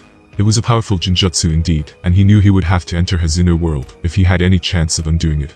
With that said and done, Yugura asked Fina and Ao to lead the way as he and his Anbu guard followed. Yugura was, of course, the most powerful person in the village other than Fina, and would pose the greatest threat. His personal guard consisted of elite Anbu members and, of course, the young Manjetsu Hazuki, who was a new addition to the 7 Ninja Swordsmen, along with Amayari Ringo, who had also just become the first female member of the 7 Swordsmen. Both of them could easily pose as a considerable threat to everyone apart from Fina and, hopefully, Mei. Fina now lead the Mizukage and his men to the designated battle site they had chosen to ambush them. It was far enough away from the village that a battle wouldn't reach it. As they arrived, the battlefield was a mess showing the aftermath of a battle, just as planned. Mei, Kaga and Hatsu were all stood around with their units, all of them coming to attention as the Mizukage and others arrived. What's the situation? Yugura asked as he took a good look around. Where are the hidden Sand's forces? He added as he turned to look at Mei. The Sand has retreated, my lord, but we expect them to return with reinforcements, she said, bowing her head. Yugura took a good look around as he noticed how many of his elite shinobi were gathered around him. Can you confirm any other of the shinobi? He asked, assuming they must be powerful if he was asked to come by Fina and Ao. Fina could tell Yugura was getting suspicious, and gave Kaga a nod to take his men back. His and his unit's job was to prevent anyone from getting a message back to the village to ask for reinforcements. It was also to help keep a perimeter around the outside of the village to keep it safe, if possible. Yugura didn't miss the nod and wondered what was going on. He wasn't the only one as Manjetsu could also feel something was off. Fina had already noticed his genius and knew he was a powerful adversary. He had to act fast, and he had to act now. Sorry about this, Fina said as he burst forwards faster than anyone could even see, striking the Mizukage in the center of his stomach as he attempted to enter his inner world and break the Genjutsu. Time suddenly stopped as Fina entered Yugura's inner world. It was dark and wet, completely different from his own. Fina walked for a while before he found the central area, finding the 3 tails inside. The beast was a massive turtle-like creature with 3 large tails. He could tell the tailed beast was under control as it was wrapped in large chains, unable to move. So this is how he is being controlled, Fina said as he took in the sight. I must say, you deserve more credit than you have. Fina Yuki, a deep voice suddenly said from the shadows. Fina turned to face who it belonged to, not surprised when he saw Obito's mask appear from the shadows. Fina smiled as he looked Obito in the eye. His hair was currently long and black, much younger than he was in the anime. So you are the one controlling the Mizukage, he said, deciding to play along for now. Obito crossed his arms over his chest as he studied Fina with a heavy gaze. You really are a clever one, Cage Killer. Fina took a step closer this time. Release your Genjutsu and leave my village, Obito. Obito had turned his back on Fina as he spoke to him. However, once he said his real name, his head snapped back around almost too quickly. How do you know that name? He asked, not impressed. I know more than you think. You are impersonating Madara Uchiha, taking control of the Mizukage, and even attacked the Hidden Leaf. Fina said, this time really taking Obito off guard. Obito was honestly shocked that Fina knew so much. He remained silent for a moment before he took a step closer to the three tails, placing his hand on its body. "You certainly know a lot about me, Cage Killer," he said, turning back to face him. "For that reason, I cannot allow you to live," he suddenly shouted as he clapped his hands together, activating the Genjutsu that controlled the three tails and Yugure. "Now you will face my wrath," he said as the three tails suddenly let loose a mighty roar, one that banished Fina from Yugure's inner world, forcing him out. Fina opened his eyes and was quickly forced to dodge an attack from Yugure himself, as he spun his hook staff around, in an attempt to strike him. Of course, he managed to jump back to safety and avoided the attack, taking a ready stance. Everyone else had been so shocked at the moment that they had failed to act. However, they now knew what was transpiring. "Treason," Yugure shouted as his eyes faded, showing he was now entirely under Obito's Genjutsu. Mangetsu and Amaeri drew their blades, each wielding one of the village's 7 great swords, and each being extremely deadly with them. Mei, Ao and Hatsu also took their own battle positions on Fina's side, as they all faced off. "What happened?" Ao asked as he activated his Byakugan. "I was forced out by the masked man and the three tails. He has them entirely under his control," Fina shouted as he eyed up all the potential threats. "So, now what?" Mei asked. "I need to get him still enough again to re-enter his inner world and break the Genjutsu," Hatsu sighed. "Looks like it's a fight then. I want them all dead. Kill them all," Yugure shouted as he grew more outraged, seeing that they had all betrayed him. Mangetsu and Amaeri gave an evil smile as they readied their blades, as if they were itching to test them against a worthy opponent. Kaga had done as he was told, and he and his men had managed to retreat, so that they could hold back and prevent anyone from getting back to the village. Ganna called the last of their reinforcements, and they were currently holding the area ready to ambush Yugure's Anbu unit at Ao's command. "Mei, Ao, I want you both to handle Mangetsu and Amaeri. Think you can handle it?" Fina said. They both weighed their opponents up and nodded. "No problem, dear," Mei said with a confident smile.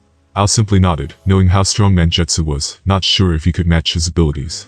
"Hatsu, back them up if you can. Have you got anyone among your units that can match these Anbu?" Fina asked, almost sounding worried. After all, the Mizukage's Anbu guards were elite ninja and no pushovers. Most of them Fina didn't know about as he had been away for 3 years, meaning that they could have skills or abilities he didn't know about. "Actually, there's one that comes to mind who will be able to hold his own," but Hatsu said as he drew his sword. "But?" Fina asked. "Well, he's Mangetsu's cousin. Genjutsu Mizuki." Yugure was getting tired of talking and pointed his staff towards them. "Kill them all," he shouted as his squad of Anbu charged forwards, going in for the attack. "Now," Ao shouted as he gave the signal for the ambush. Suddenly Ganryu and his unit of 30 shinobi appeared from all over the area and attacked the squad of 15 Anbu, taking them on with twice the numbers. Clashes between steel broke out, water and fire clashed in the air as ninjutsu was unleashed, and the scarring of the land was set as the cries of battle erupted. In the middle of it all stood Yujiro, the 4th Mizukage, and Fina Yuki, the Cage Killer of the Hating Mist. Fina already knew he couldn't talk to Yugure, as Obito's hold over him was too strong. "I'm going to put an end to this quickly," Fina shouted as he quickly charged towards Yugure, allowing his bones to spike out, ready to attack. Yugure quickly countered by extending his arm as he created a large water mirror. He then grabbed it with the hook at the end of his staff and pulled it, realizing a clone of Fina who charged to meet his own attack. Fina was matched strike for strike by his mirror image, and was forced to jump back before he fired a barrage of lightning-style bone bullets. The clone didn't react to his second attack and was shredded by the lightning bullets, along with the water mirror. Yugure jumped out of the way as he started to form hand signs quickly before releasing a huge water-style dragon. Fina smiled as he was impressed by the jutsu. "Not good enough," he shouted as he, too, made a few quick hand signs, quickly releasing a massive ice-style dragon from his body, letting it consume Yugure's water dragon before crashing down on him. "That's not all," Fina shouted as he clasped his hands together. "Secret jutsu, ice mirror trap," he shouted as he formed ice mirrors all around the Mizukage, allowing the razor-sharp ice spikes from the dragon to explode and cause an almost never-ending rain of projectiles. The second Hokage's infinite exploding paper bombs inspired this jutsu. Fina had just tweaked it over the years until he had come up with a cool name. Fina could sense that Yugure had been unable to avoid the attack, and now was his chance to hold him. "If I can trap him in my ice style, I should be able to hold him for just long enough to break the Genjutsu," he thought to himself as he rushed towards Yugure, forming hand signs. "Wind style. Gale storm." Yugure shouted as he unleashed a massive blast of wind style chakra, waving his staff around with expert skill, blasting all of the ice away from him with ease. Fina stopped in his tracks and smiled, realizing that this battle wouldn't be a walk in the park. "Looks like it won't be that easy," Fina said as he waited and watched to see what Yugure did next. "I'm done playing around," Yugure shouted as he struck his staff into the ground before he clapped his hands together to focus his chakra. Yugure suddenly became covered in a cloak of red chakra as 3 tails formed behind him. He had entered stage 1 and was now getting serious. Final was almost excited to test his new strength against another Jinchuriki, but he had to remain serious and handle this without killing him, meaning he would mostly be fighting while holding back. Yugura charged towards Final, raising his fist as he intended to attack with all the chakra cloak's force. Final was prepared for this and quickly allowed his bones to spike out from all over his body. Final attacked with his body and countered Yugura as he tried to attack him. Flipping and spinning too fast for Yugura to keep up with, he was unable to dodge any of Final's attacks, realizing he was seriously outmatched. If not for his chakra cloak, he would have been filled full of holes already, but Final didn't intend to kill him from the start, and was just trying to damage him enough so he could break the Jinjutsu. Time to test out my new jutsu. Final thought as he dodged into a back handspring before he lunged forwards with a thrust of his arm, letting a bone blade appear when and where he needed it to. The bone blade hit Yugura in the stomach and was a clean blow, proving that Final was too quick for him. Suddenly ice started to form from where the attack had landed, blossoming like a flower petal, until it covered almost half of Yugura's body. I call it the frozen flower dance, Final said as he flicked his blade down through the air for effect, as he watched the ice fully cover the Mizukage's body head to toe. Final took a moment to look at his handiwork and walked over to the frozen Mizukage, placing a hand on the ice to try to concentrate. Did you think it would be that easy? A deep voice said. Final quickly recoiled back in surprise, as the ice exploded from the force of the chakra that Yugura suddenly let out. His body had turned into a mini version of the Three Tails, covered in a thick red and black chakra. He's already resorting to stage 2. Final said as he covered his face from the intense chakra blast. Yugura suddenly let loose a blast of concentrated chakra, and Final was forced to go on the retreat. Not good, he shouted as he dodged the first one. The explosion it created caused a colossal shockwave that even affected the battle between the Anbu and the rest of Final's forces. Final turned to look at Yugura as he was starting to get ready to create more mini-tailed beast bombs. I have to stop this, he said as he formed the hand signs, creating ice mirrors in an attempt to absorb the attacks. Yugura fired all of the mini blast bombs at once, as he was trying his best to kill Final in one hit. Final's ice mirror was able to hold as it absorbed the full-tailed beast bombs. Yugura was very confused as he watched on in shock, wondering how Final had done it. A huge explosion suddenly shook the ground from the distance, as the blast bombs had been sent far away, so that they would not harm any of his men that were currently battling Yugura's forces. I can't let this go on, he said as he watched Yugura growling on all fours, clearly enraged that Final had stopped his attack, making it look easy. Are you ready, Seiken? I'm going to borrow your power. Final said to his own tailed beast. I'm ready, Final, take as much of my chakra as you need. The Six Tails said. Alright, time to go a little wild, he said as he let the red chakra cover his own body. I won't hold back anymore. The battle between the Mizukage's Anbu and Final's forces continued to rage as the sound of steel echoed through the air. Even though Final's forces outnumbered the Anbu unit 2-1, they were outmatched. Most of Final's troops were at Chunin level, with a small handful being Jonin. Meanwhile, the Anbu were all elite shinobi who had been tried and tested, forging their skills on the battlefield over and over again. It's no good. They are too strong, one of the ninjas shouted as he fell back with the others. The Anbu had formed 4-man teams that kept a tight circle formation to cover every blind spot. The Anbu attacked with perfectly timed Taijutsu and ninjutsu combinations, leaving no time for a counterattack. Look out, someone shouted as a large fireball and showers of shuriken rained down upon them. The explosion shook the ground, and bodies dropped to the floor as the deadly missiles showered them. The men's morale was dropping rapidly as they quickly realized the Anbu shinobi outclassed them in almost every way. No surrender, Ganek shouted as he pulled his men back from the brink, forming a rapid counterattack. The others followed his lead, and were able to hold their own, surviving another attack from the Anbu units, as they continued to blast them. We can't hold out much longer. We need reinforcements, Ganek thought as he blocked an attack with his sword, pushing the Anbu back before cutting him down. You, he shouted at the first ninja he could find on his side. Why yes sir, the lad said. Get yourself back to Captain Kaga's squad and request for reinforcements, Ganek shouted at him. He didn't need to tell him twice, as the lad gave a swift nod and turned on his heel to retreat. The Anbu, however, were no fools and noticed their plan right away. Kill that one, the leader shouted as he pointed to the messenger. Don't let them attack. Ganek shouted. Another battle broke out as his forces tried to defend their messenger, and the Anbu wished to kill him. Meanwhile, Mei was in a standoff with the young Menjutsu. She was amazed at his ability, and could see why he had climbed the ranks so swiftly. Give it up, kid. The Mizukage is being controlled. You are fighting for the wrong side, Mei shouted as she ducked under one of his attacks. Menjutsu was quick though, and countered with a spinning kick that Mei was forced to block with her arm.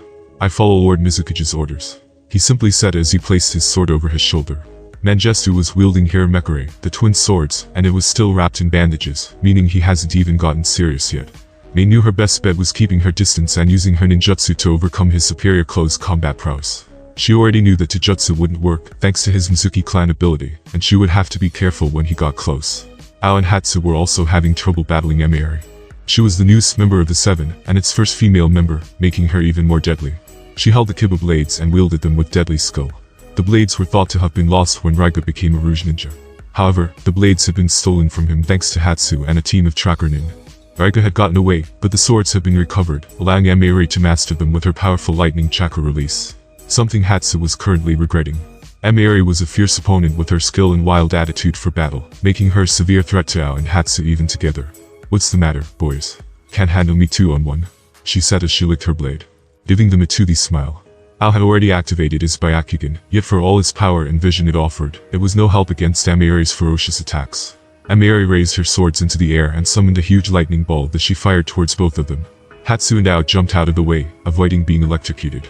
"We need to counter with a wind style," Ao shouted. Hatsu landed but didn't have any time to react as Amiri appeared behind him, slashing with each of her blades in smooth succession. Hatsu blocked each attack with his own blade as he was forced on the defensive. Quickly Hatsu ducked and spun around in an attempt to counter. Amiri was too fast and ducked under his blade as she opened her arms wide, bringing both her blades overhead and crashing down with a powerful attack. Hatsu raised his sword to block, and his shoulders felt the pressure as they trembled from the force. "Not so simple," Amiri said as she suddenly realized a massive burst of lightning chakra from her swords. The Kiba blades easily cut through Hatsu's sword and tore through his torso like butter. Amiri smiled at her handiwork. However, Hatsu's body suddenly turned into a log. "Substitution," Amiri growled as she turned around to dodge a thrust attack from Ao. "You dare try and fool me?" she roared as she suddenly jumped off her back foot, spinning rapidly, creating a tornado of lightning that would shred anything it touched to pieces. Ao dashed back as he made a few quick hand signs, before he fired a high-pressure stream of water out his mouth, in an attempt to halt Amiri's attack. It was just enough to push her back and Ao to get out of the way. "Wind style, pressure slice," Hatsu shouted as he quickly blasted 2 large blades of wind style chakra from his mouth. Amiri saw them coming from inside her jutsu and slashed her blades, cutting them across each other to release a bolt of lightning style to meet the wind blades. Both of the ninjutsu clashed in the air and exploded as they cancelled each other out. "Lass, it wasn't strong enough," Hatsu shouted, realizing Amiri's lightning style was more potent than his wind style that held the advantage. "We need more firepower," Ao said as he regrouped with Hatsu, both of them facing off against Amiri, as she slowly twirled her blades. "She is indeed a powerful foe," Hatsu said, noting she was worthy of the 7 swordsmen. Meanwhile, "Alright, Seiken, it's time to power up," Faina said as he allowed Seiken's chakra to envelop his body, sprouting all 6 tails from the get-go. Yugura was currently in version 2 of his tailed beast state, and was doing his best to eradicate Faina. "Do you not think you should also enter version 2? Seiken asked. "I don't want to kill him if I can help it, Seiken," Faina said as he readied himself for the mizukage's next attack. Yugura suddenly burst forward off all fours as he lunged at Faina, attacking him with all of his might. Yugura was little more than a beast now, and his attacks proved it, swiping with his claws as he tried to rip them into Faina over and over again. Faina was too fast for him as he jumped back to avoid all of his attacks. He must be trying to use his coral palm, he thought as he decided to go on the counter-attack. Faina stopped to right swipe from the mizukage with his arm, and countered attack with a massive punch amplified with wind-style chakra. The blast sent Yugura flying back through the air and crashing through the trees. Faina could see the coral growing up his arm as it had taken effect. "So, even if you touch him anywhere, it still gets you. Interesting," Faina thought as he stopped the spread by growing bones out of his arm that broke it away from his skin. "Unfortunately, I have the perfect counter to it," Faina thought as he looked towards where Yugura had been sent flying. 3 large red and black tails shot out of the tree line as they headed right towards Faina. With rapid reaction speed, he jumped into the air and formed hand signs that summoned large ice spikes in a large circle around his body. The tails acted like whips as they changed direction, trying to rip Faina to ribbons, ripping the surrounding terrain apart. Faina flipped and used a blast of wind style to propel him through the air to avoid the tails, one after the other. "Now," he shouted as he fired a load of ice spikes at the tails, in an attempt to pin each of them to the ground. The ice hit but shattered as the 3 tails' hide was too strong for them to penetrate. The tails reacted and smashed Faina through the air as he was forced to block with his arms. Even with his own tailed beast chakra cloak and his bone defense, he could feel the force behind the attack as it broke both of his arms. "Damn, he's stronger than he looks," Faina thought as he flipped backwards and landed on the ground skidding from the force. The tails hadn't stopped, and they darted after him like a homing missile. Faina was ready for this, though, and summoned an ice mirror with one hand, as he had already regrown the bones inside it. All 3 of the tails went right into the mirror as it absorbed them. Faina had created another mirror for them to pass out through, causing them to crash into themselves, getting tangled up for the force. "Now," Faina thought as he saw his opportunity rise. "Ice style, flash freeze," he shouted as he created the hand signs, pumping a massive amount of chakra into the jutsu. Final quickly unleashed a massive frozen wave that froze everything around it. All three of the mizukage's tails froze in almost an instant. This way, the mizukage couldn't retract his tails, and they would be stuck there, giving him time to get close. Final had used a massive amount of chakra for the jutsu, and he was now down to 3 tails in his first form. Yugura let out a wicked howl of pain as he could feel his body freeze almost instantly. Instead of pulling his tails back to him, he was pulled back to them like a yo-yo as he crashed through the forest, uprooting any tree he crashed into. Final waited for him to get closer and fired a barrage of lightning-enhanced bone bullets to distract him. They did the job and hurt him before he stopped dead, crying in pain at his frozen tails. Now, Final thought as he flipped over his body and reached his hand out, trying to place a seal on his body, so he could enter his inner world once more. However, the mizukage wasn't so succumbing. At the last moment, Yugura grabbed Final's arm, stopping him in his tracks. Final was face to face with the 3 tails as it growled in his face, preparing to do something drastic. Suddenly the beast stripped his frozen tails off to gain his freedom. Final couldn't pull his arm free, and quickly formed a few one-handed hand signs, in an attempt to free himself from its grasp. Ice shards suddenly rained down on Yugura, and razor-sharp bones cut into his hand, forcing him to release his grip on Final's hand.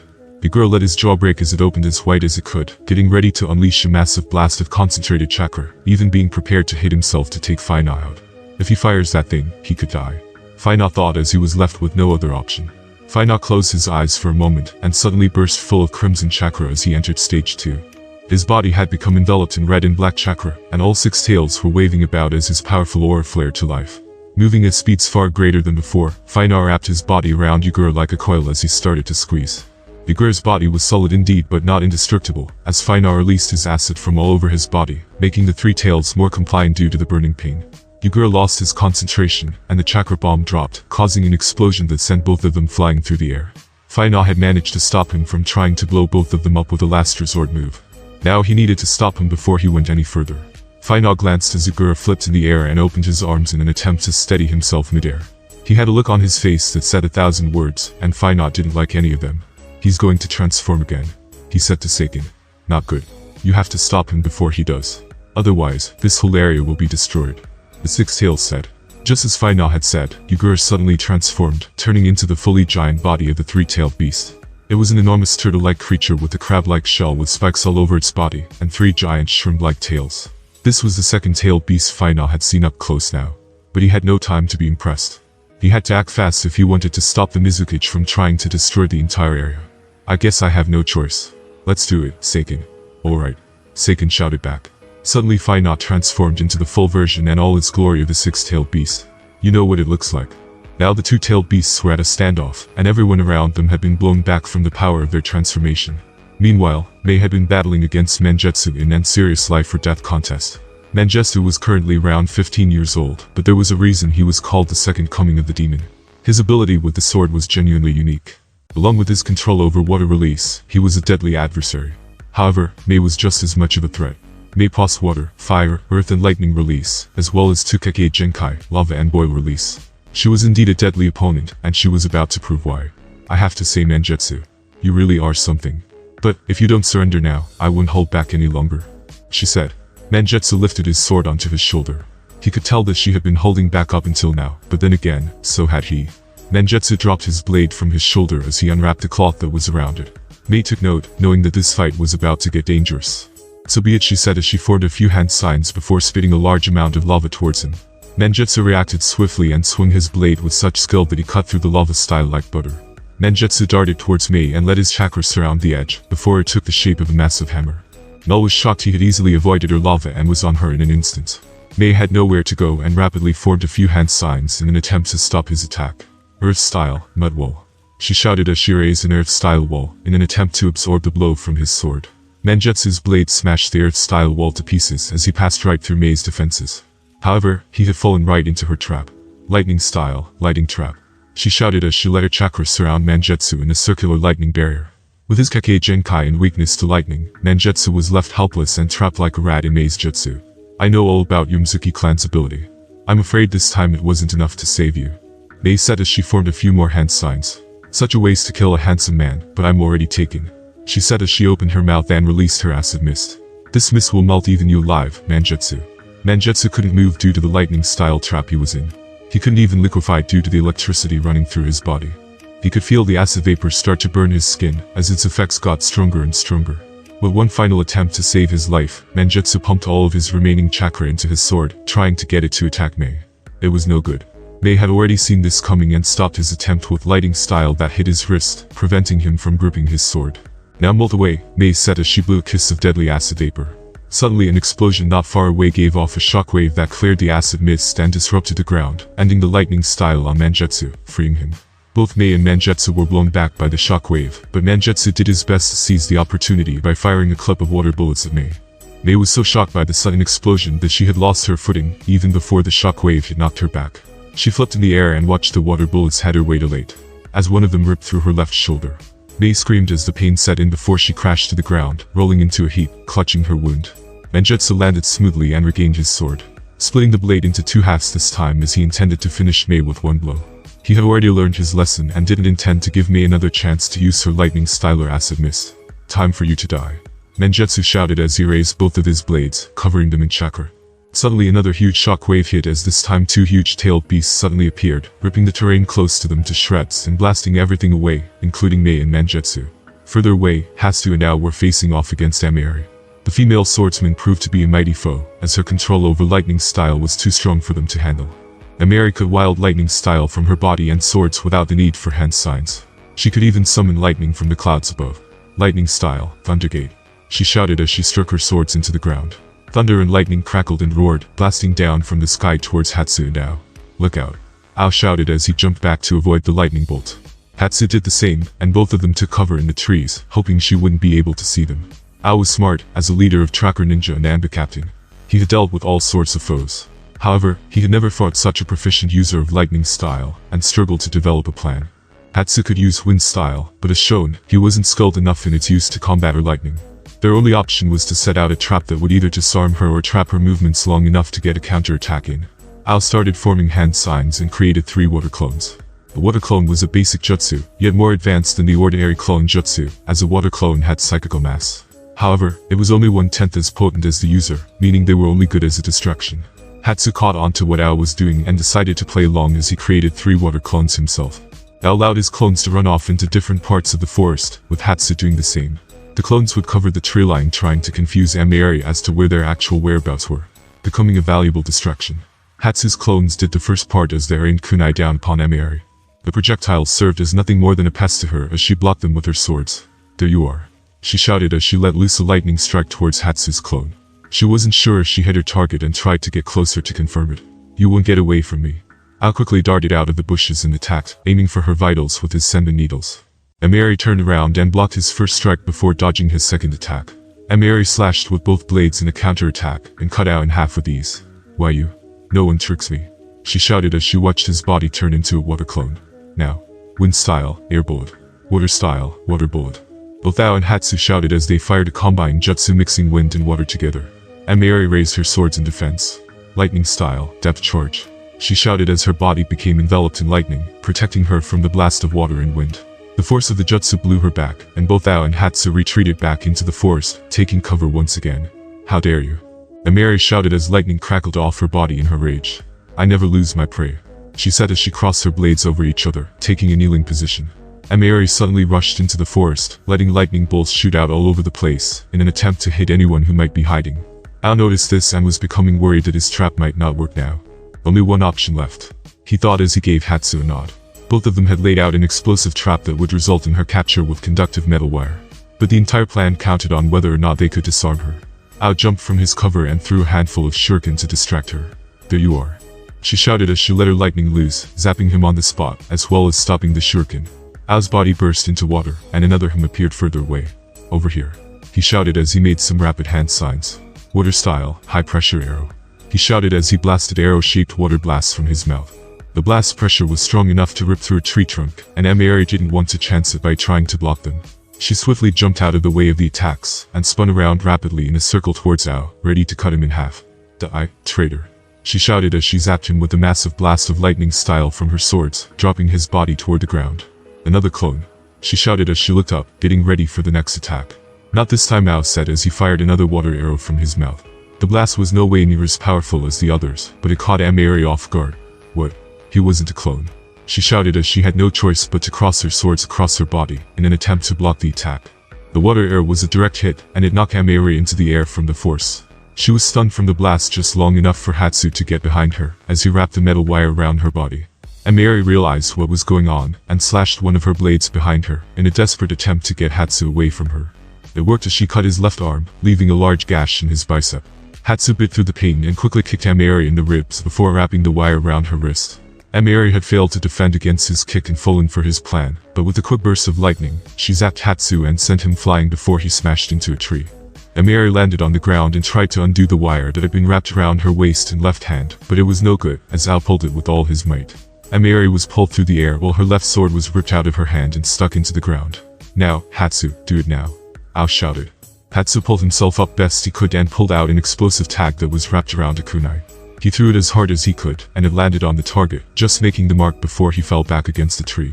Ameri had been pulled by the wire through the air, and from what she could see, was towards an explosive tag-filled trap. She couldn't cut the metal wire, and even her lightning style couldn't break it. With little to no time to react, she did the only thing she could. Thundergate. She roared as she summoned a massive amount of lightning style, pumping as much chakra into it as she could.